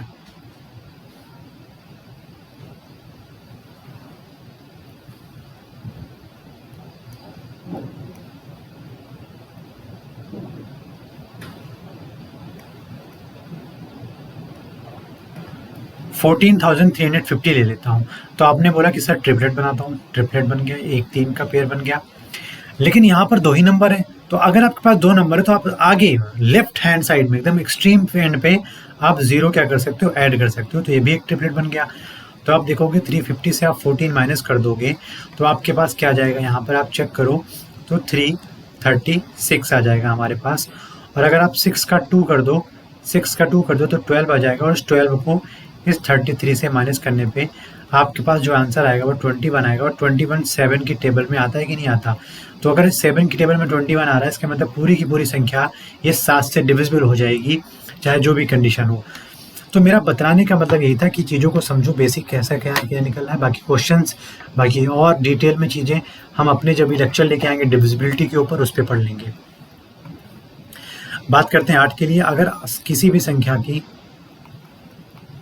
किसी भी संख्या के आखिरी 3 अंकों वाली संख्या, 3 अंकों से बनी संख्या, आखिरी 3 अंकों से बनी संख्या, किसी भी संख्या के आखिरी 3 अंकों से बनी संख्या यदि 8 से विभाजित है तो वह संख्या भी 8 से विभाजित होगी। ठीक है, विभाजित होगी। जैसे मैंने कहा आपके पास कोई नंबर है 11,000, कोई भी नंबर ले लेते हैं 11,144, तो आप आखिरी के 3 अंक को देखो तो 144 लिखा होगा, और 144 8 के टेबल में आता है, 18 8 144 होता है। तो आप ये कह सकते हो कि पूरी की पूरी संख्या 8 से डिविजिबल है। जैसे मैंने कहा आप यहाँ पर ले लो 12,54,336। तो आप देखो यहाँ पर आखिरी की 3 संख्या क्या है, 336 है हमारे पास। 336 को 8 से डिवाइड करके देखो तो 8 चौके 32 और 1 16, 8 दूनी 16, मतलब ये पूरी, जब ये आखिरी की 3 संख्या 8 से डिविजिबल है तो उसका मतलब पूरी संख्या 8 से डिविजिबल हो जाएगी। मैं कोई और नंबर ले लेता हूँ छोटा मोटा, 55,848 ले लेता हूँ मैं, 55,848 ले लेता हूँ। तो आप देखोगे कि आखिरी के 3 अंक को 841 ले आ जाएगा और 8 से अगर आप डिवाइड करोगे तो डिविजिबल है 106 टाइम। तो फिलहाल उससे मतलब नहीं मुझे, बस ये चेक करना आखिरी का 3 अंक अगर 8 से डिविजिबल है तो पूरी की पूरी संख्या भी 8 से डिविजिबल हो जाएगी। 9 से डिविजिबिलिटी का रूल ये कहता है कि यदि संख्या के सभी अंकों का योग यदि 9 से विभाजित होता है, 9 से विभाजित हो तो वह संख्या भी 9 से विभाजित होगी। ठीक, जैसे मैंने कहा यहाँ पर आप 729 ले लो, तो आप बताओ 7 + 2 + 9 क्या हो जाएगा, तो आप बोलोगे 18 हो जाएगा। तो 18 9 की टेबल में आता है या ना, 18 9 से डिविजिबल है कि नहीं, बिल्कुल है। तो अगर ये 9 से डिविजिबल है इसका मतलब 729 भी 9 से डिविजिबल हो जाएगा। अगर मैं यहाँ पर 9774 ले लेता हूँ तो आप बोलोगे 9 + 7 + 7 + 4, तो आप इसको ऐड करो, 7 7 14 27, इसका क्या जाएगा, सम ऑफ डिजिट्स आ जाएगा। और 27 अगर 9 से डिविजिबल है तो ये गिवन संख्या भी 9 से डिविजिबल हो जाएगी। कोई भी संख्या, कोई भी नंबर आता है तो उसको आप क्या करो, चेक करो कि क्या उसके डिजिट्स का सम 9 से डिविजिबल है, तो बोलोगे हाँ अगर है तो संख्या 9 से डिविजिबल होगी, अगर नहीं है तो इसका मतलब वो संख्या 9 से डिविजिबल नहीं होगी। लेकिन अगर मैं बात करूं डिविजिबिलिटी फॉर 10, डिविजिबिलिटी फॉर 10 का मतलब है अगर यदि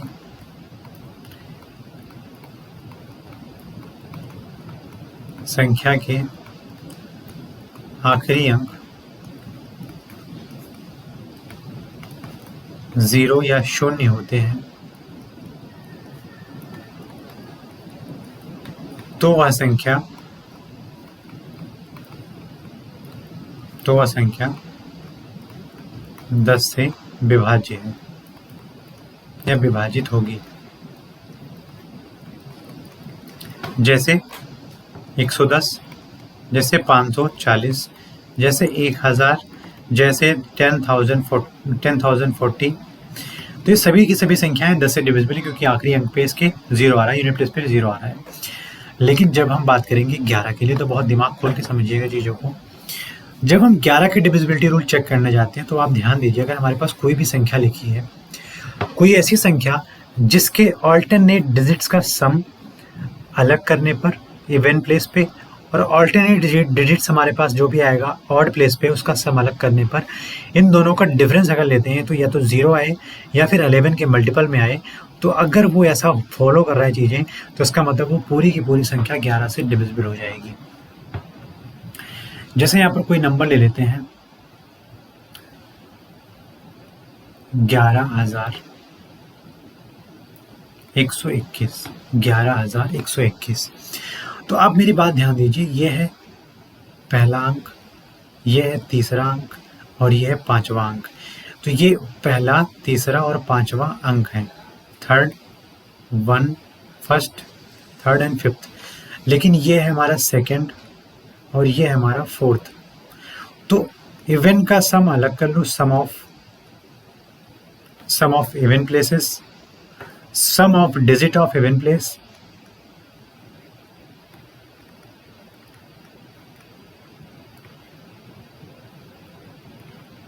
minus sum of digits of odd places.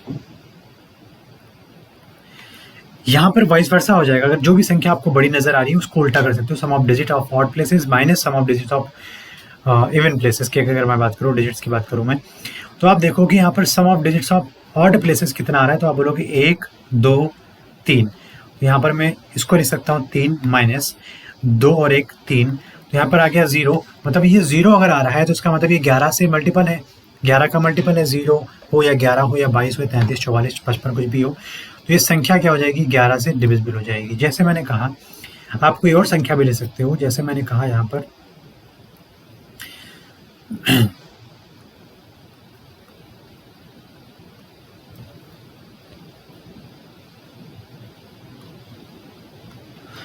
23232। अब 23232 या आप 0 भी बढ़ा सकते हो, तो आप देखोगे ऑड प्लेसेस को 1 2 मतलब 1 फर्स्ट प्लेस, थर्ड प्लेस और फिफ्थ प्लेस को अगर ऐड करो तो आपके पास 3 + 3 + 0 आ जाएगा, माइनस आप देखोगे 2 2 4 2 6, ये और ये इसका सम अलग जाएगा और इसका सम अलग जाएगा, वहाँ पर अंतर आ जाएगा 2 + 2 + 2 आप देखोगे, तो ये 6 - 6 ही हो रहा है जो कि 0 आ रहा है, तो इसलिए ये पूरी की पूरी संख्या 11 से डिविजिबल हो जाएगी। इसमें और ज़्यादा कुछ पढ़ने की ज़रूरत नहीं है, जैसे मैं 1-2 एग्जांपल और लेके समझा दे रहा हूँ।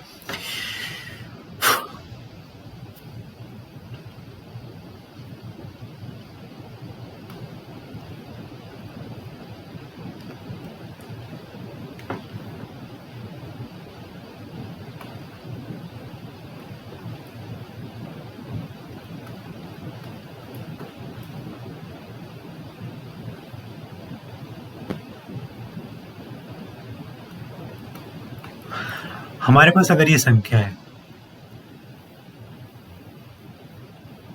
अब आप देखिए यहाँ पर मैं अगर इस डिजिट्स की बात करूँ, इन डिजिट्स की बात करूँ, इन डिजिट्स के सम की बात करूँ, तो आप ये कह दोगे 7 4 11 और 2 13 और 1 14, माइनस यहाँ यहाँ और यहाँ देखो 9 3 12 और 2 14।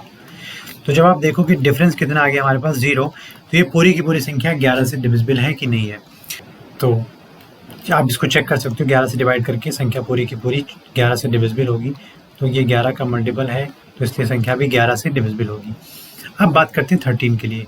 13 का जो रूल है वो 7 का एकदम 2 कॉपी है, और उसका दूसरा रूल अलग टाइप का। अगर मैं 2 डिजिट्स या 3 डिजिट्स की मैं बात करूँ, तो अगर मैं 3 डिजिट्स का कोई भी नंबर लेता हूँ, तो आपसे अगर मैं बोलूँ अगर मेरे पास 143 है, तो सिंपल सा फंडा है, आप इस यूनिट प्लेस के 3 को 4 से मल्टीप्लाई करो, तो यहाँ पर आ जाएगा 12, और इस 12 को बची हुई संख्या में आप ऐड कर दो, तो आप देखोगे यहाँ से मिल जाएगा मुझे 26, और 26 13 की टेबल में आता है, या डिविजिबल है 30 से 26, तो ये संख्या जो हमारे पास 143 है वो 30 से डिविजिबल हो जाएगी।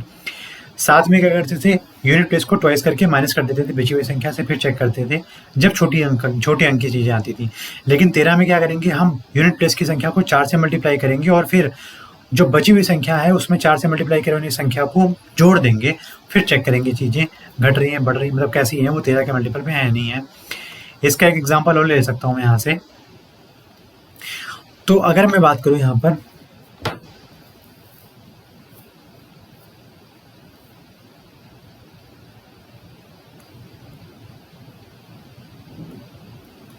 436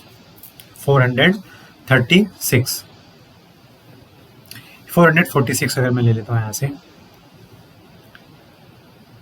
ठीक है 36 रहने देते हैं।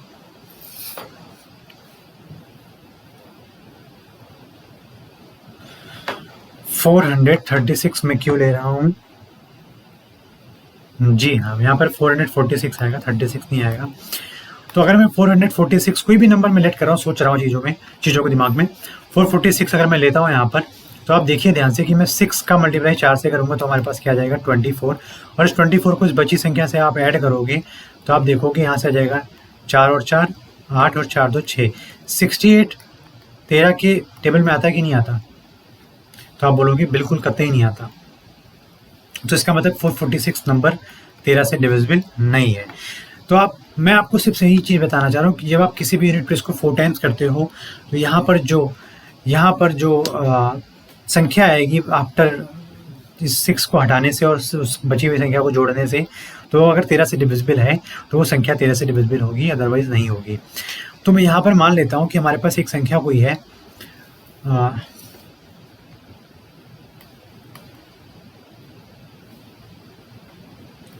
728 में मान लेता हूँ। तो आप देखोगे 728 में आप 8 को 4 से मल्टीप्लाई करो तो आ जाएगा हमारे पास 32, और 32 को यहाँ पर ऐड कर दूंगा तो 100 क्या बन जाएगा 4, और 104 को देखूंगा मैं 13 से डिविजिबल है या नहीं है।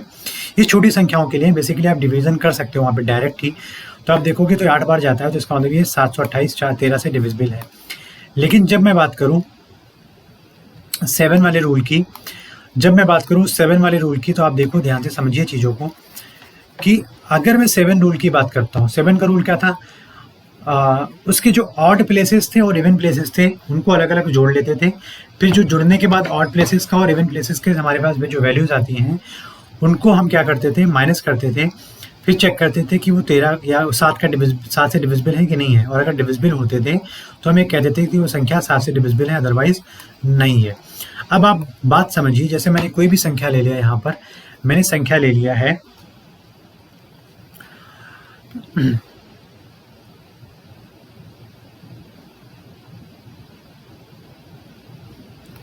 1456, या मैं ले लेता हूँ यहाँ पर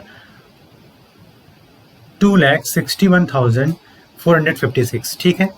तो मैंने कहा था वहाँ पर आप ऑड प्लेसेस और इवन प्लेसेस पे ट्रिपलेट बनाओ और उन दोनों के बीच का डिफरेंस देखो, तो आप देखोगे 456 माइनस 261 अगर करेंगे तो यहाँ से आ जाएगा 5, और 15 से 6 जाएगा, आप बोलोगे 9, और यहाँ से 3 से 1 आ जाएगा, 3 से 2 आ जाएगा 1। तो आप देखो यहाँ पर 195 क्या आ रहा है, 13 की टेबल में आ रहा है कि नहीं आ रहा है, तो आप बोलोगे 13 से इसको डिवाइड करके देख लेते हैं। तो यहाँ पर आप देखोगे 13 की पहाड़ा पड़ेंगे तो 13 से एक बार जाएगा तो 6 बचेगा, 65, 13 बचे 65, बिल्कुल। अगर ये संख्या 13 से डिविजिबल है तो इसका मतलब ये पूरी की पूरी संख्या क्या हो जाएगी, 13 से डिविजिबल हो जाएगी। जैसे मैं आपके सामने का कोई और एक नंबर ले लेता हूँ, आपके सामने मैं ले लेता हूँ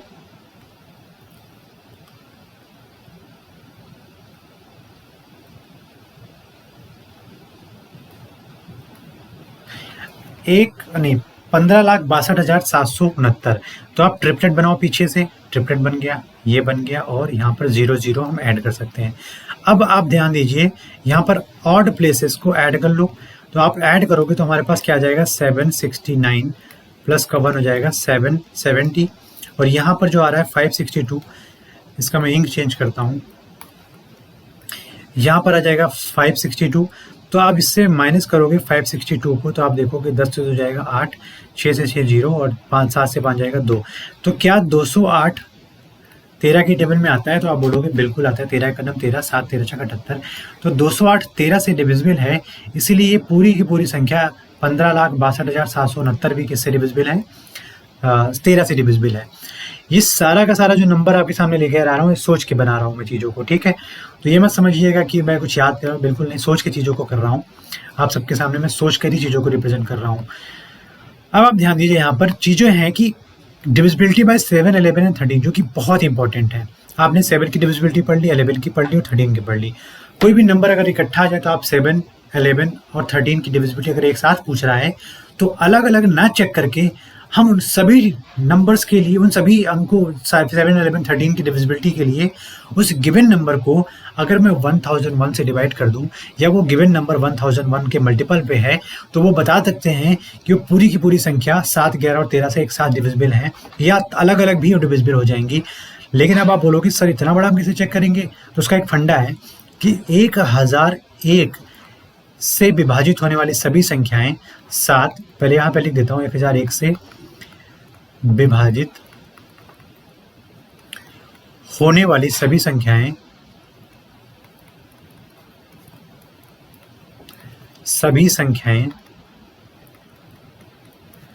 7, 11 एंड 13 से एक साथ यौम अलग अलग भी व एक साथ, मतलब 1001 या व एक साथ भी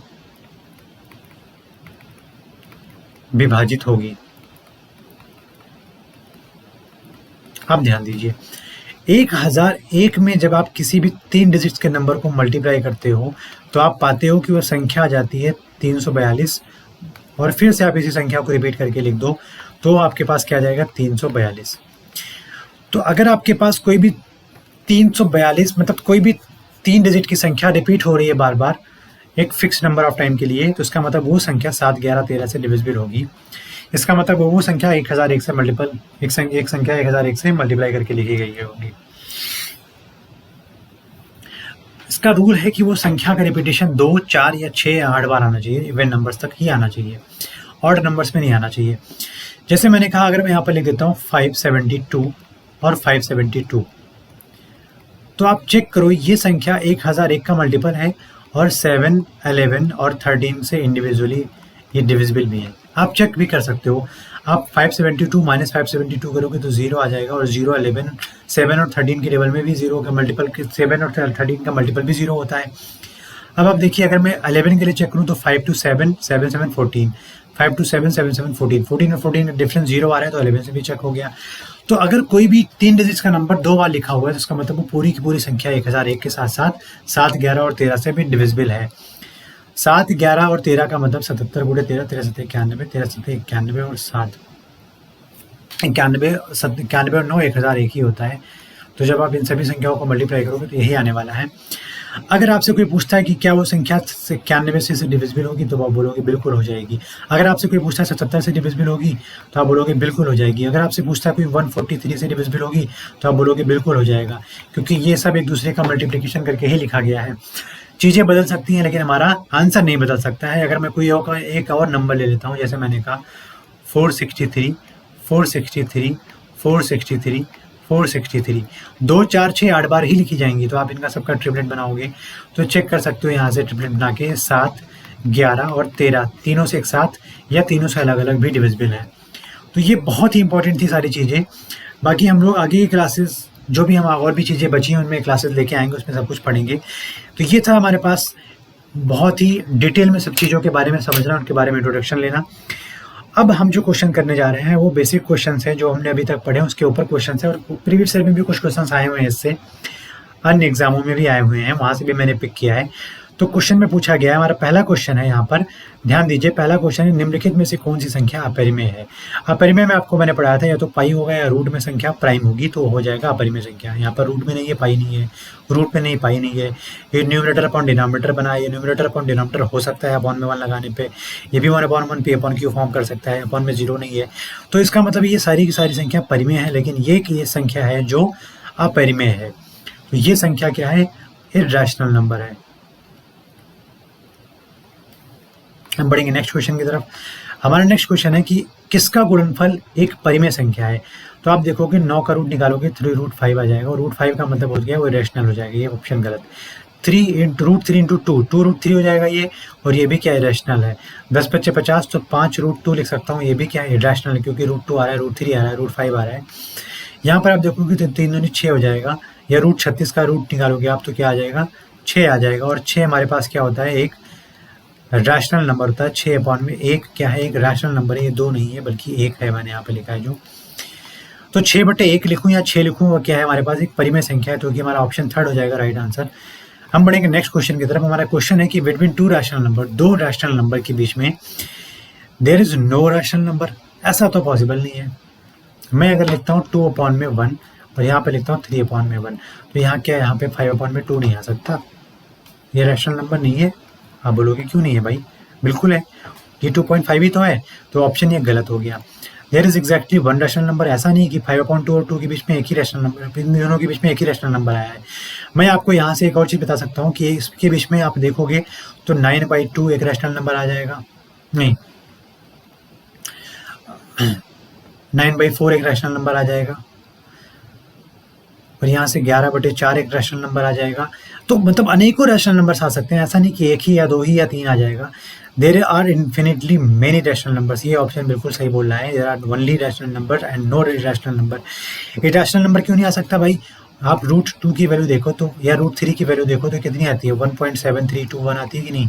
तो आप अगर मैं 3/2 और 2 के बीच में देखूंगा तो ये संख्या एग्जिस्ट करती ही नहीं, और एक ये क्या है, इरैशनल नंबर्स हैं। तो यहाँ पर इन सभी की जगह पर वैल्यू आ रही है कि नहीं आ रही है, तो ये भी ऑप्शन गलत है। तो थर्ड ऑप्शन क्या हो जाएगा, राइट हो जाएगा। 2 परिमेय संख्याओं के बीच में अनेकों परिमेय संख्याएं आ सकती हैं।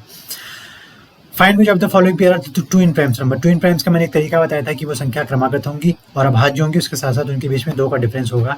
यहाँ पर 3 7 नहीं है, 71 73 हो सकता है, 37 और 41 नहीं है, क्योंकि 4 का डिफरेंस यहाँ पर, इनके बीच में 4 का डिफरेंस। तो ऑप्शन 4 हमारे पास राइट आंसर हो जाएगा। हम बढ़ेंगे नेक्स्ट क्वेश्चन की तरफ। हमारा अगला क्वेश्चन है कि विच of the number is not composite, कौन सा नंबर कंपोजिट नहीं है। तो आप इन सभी को प्राइम नंबर के फॉर्म में चेक करोगे, अगर प्राइम नंबर नहीं है तो इसका मतलब ये कंपोजिट नंबर्स हो जाएंगी। तो आप इस सभी को क्वेश्चन को आपके लिए होमवर्क दे रहा हूँ। बाकी अगर आप देखो तो 7 9 1 10 और ये यहाँ पर आप देखो 23 से 69, ये 23 से डिविजिबल है, 23 से डिविजिबल है, तो इसका मतलब ये कंपोजिट है, ये कंपोजिट है। बाकी आप तीनों के लिए चेक कर लें डिविजिबिलिटी रूल से। हम बढ़ेंगे नेक्स्ट क्वेश्चन की तरफ। ये क्वेश्चन है कि A and B are odd number then which of the following is even. अगर आप ऑड प्लस ऑड करते हो, ये बात ध्यान से समझिएगा, ऑड प्लस ऑड करते हो तो आपके पास आता है इवन। अगर आप ऑड प्लस इवन करते हो तो आपके पास आता है ऑड। अगर आप इवन प्लस इवन करते हो तो आपके पास आता है इवन। अगर आप ऑड माइनस ऑड करते हो तो आपके पास आता है इवन। अगर आप ऑड माइनस इवन करते हो या इवन माइनस ऑड करते हो तो आपके पास आता है ऑड। ठीक है, यहाँ पर भी आएगा ऑड। तो ये सारी चीज़ें आपके लिए समझने के लिए हैं, आप ध्यान दीजिए। अगर मैं दो विषम संख्याओं को जोड़ूंगा तो क्या आ जाएगा हमारे पास, इवन आ जाएगा। इवन का मतलब है कौन सा सम होगा। अब यहाँ पर मुझे बताओ, अगर जोड़ रहा हूँ तो इवन है जाएगा कि नहीं हो जाएगा। तो दो अगर ऑड को जोड़ते तो इवन आ रहा है, बिल्कुल आ रहा है। लेकिन अगर मैं इवन में एक जोड़ रहा हूँ, ऑड जोड़ रहा हूँ, तो इवन में आप अगर ऑड जोड़ोगे तो ऑड आ जाएगा। ऑप्शन 1 गलत। ऑड इंटू ऑड क्या होता है, ऑड इंटू में ऑड हो जाता है हमारे पास ऑड, और इवन इंटू में ऑड हो जाता है हमारे पास इवन, और इवन इंटू में इवन हो जाता है हमारे पास इवन। तो इन सारी चीज़ों को याद रखना। हमारे पास ऑप्शन 3 इसका राइट आंसर हो जाएगा।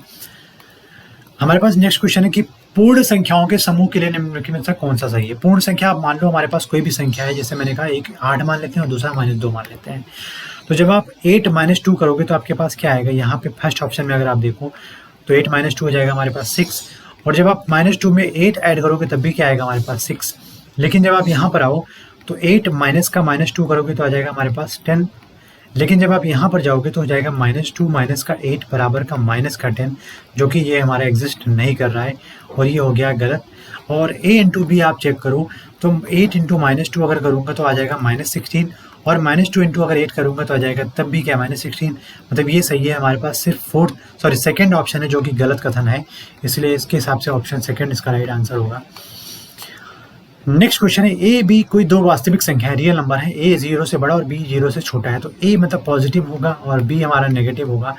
तो 1/a और 1/b के बीच में रिलेशन देखो तो 1/b हमेशा छोटा होगा 1/a से, क्योंकि a पॉजिटिव है b नेगेटिव है। तो सेकेंड ऑप्शन इसका राइट आंसर होगा। बढ़ेंगे नेक्स्ट क्वेश्चन की तरफ। हमारा नेक्स्ट क्वेश्चन है which of the following statement is not true. Every natural number is a whole number. Every natural number is a whole number. Exactly yes, क्योंकि natural number 1 से start होती है और whole number हमारा 0 से start होता है। तो 0 से स्टार्ट होने वाली संख्या के अंदर इवन नंबर आ जाता है, नेचुरल नंबर आ जाता है। Every integer is a whole number, बिल्कुल गलत बात है, क्योंकि होल नंबर पॉजिटिव और 0 होती है, नेगेटिव नहीं होती, लेकिन इंटीजर नेगेटिव भी होता है, तो इसके लिए ये ऑप्शन गलत है। Every natural number is an integer, बिल्कुल सही बात बोल रहा है ये। नन ऑफ द अबव, हमारे पास ऑप्शन सेकंड इसके हिसाब से राइट आंसर हो जाएगा, जो कि गलत ऑप्शन है। नेक्स्ट क्वेश्चन की तरफ हम बढ़ेंगे। हमारे पास नेक्स्ट क्वेश्चन है अंकों की पुनरावृत्ति किए बिना अंक 2, 4, 7, 9 और 8 का उपयोग करके बनाई गई सबसे बड़ी 5 अंकों की संख्या में 7 का स्थानीय मान ज्ञात करो। तो आप 2, 4, 7, 9 और 8 से आप एक बहुत ही बड़ी संख्या बनानी है आपको। तो 9, 8, 7, 4, 2 बना दोगे, और 7 का स्थानीय मान चेक करना, इकाई, दहाई, सैकड़ा, वंस, टेंस और हंड्रेड्स। तो आप देखोगे इंटू में हंड्रेड्स कर देंगे तो आप यहाँ पर आ जाएगा 700। तो इस 7 का इस नंबर में स्थानीय मान 700 है, जो कि ऑप्शन 3 इसका राइट आंसर होगा। हमारे पास अगला क्वेश्चन है कि निम्नलिखित कथनों पर विचार कीजिए। ऑल प्राइम नंबर्स और ऑड नंबर, बिल्कुल दो हमारे पास इवन प्राइम नंबर होता है, बिल्कुल गलत बात बोल रहा है। There are only 5 single digit prime number, आप बोलोगे कैसे, 2, 3, 5 एंड 7। इसके बाद कोई प्राइम नंबर नहीं होता, यहाँ पर 4 ही नंबर्स हैं टोटल। ठीक है, तो गलत ऑप्शन हो गया। There are infinitely many number of prime numbers, बिल्कुल बहुत सारे प्राइम नंबर्स हो सकते हैं, तो ये ऑप्शन सही है।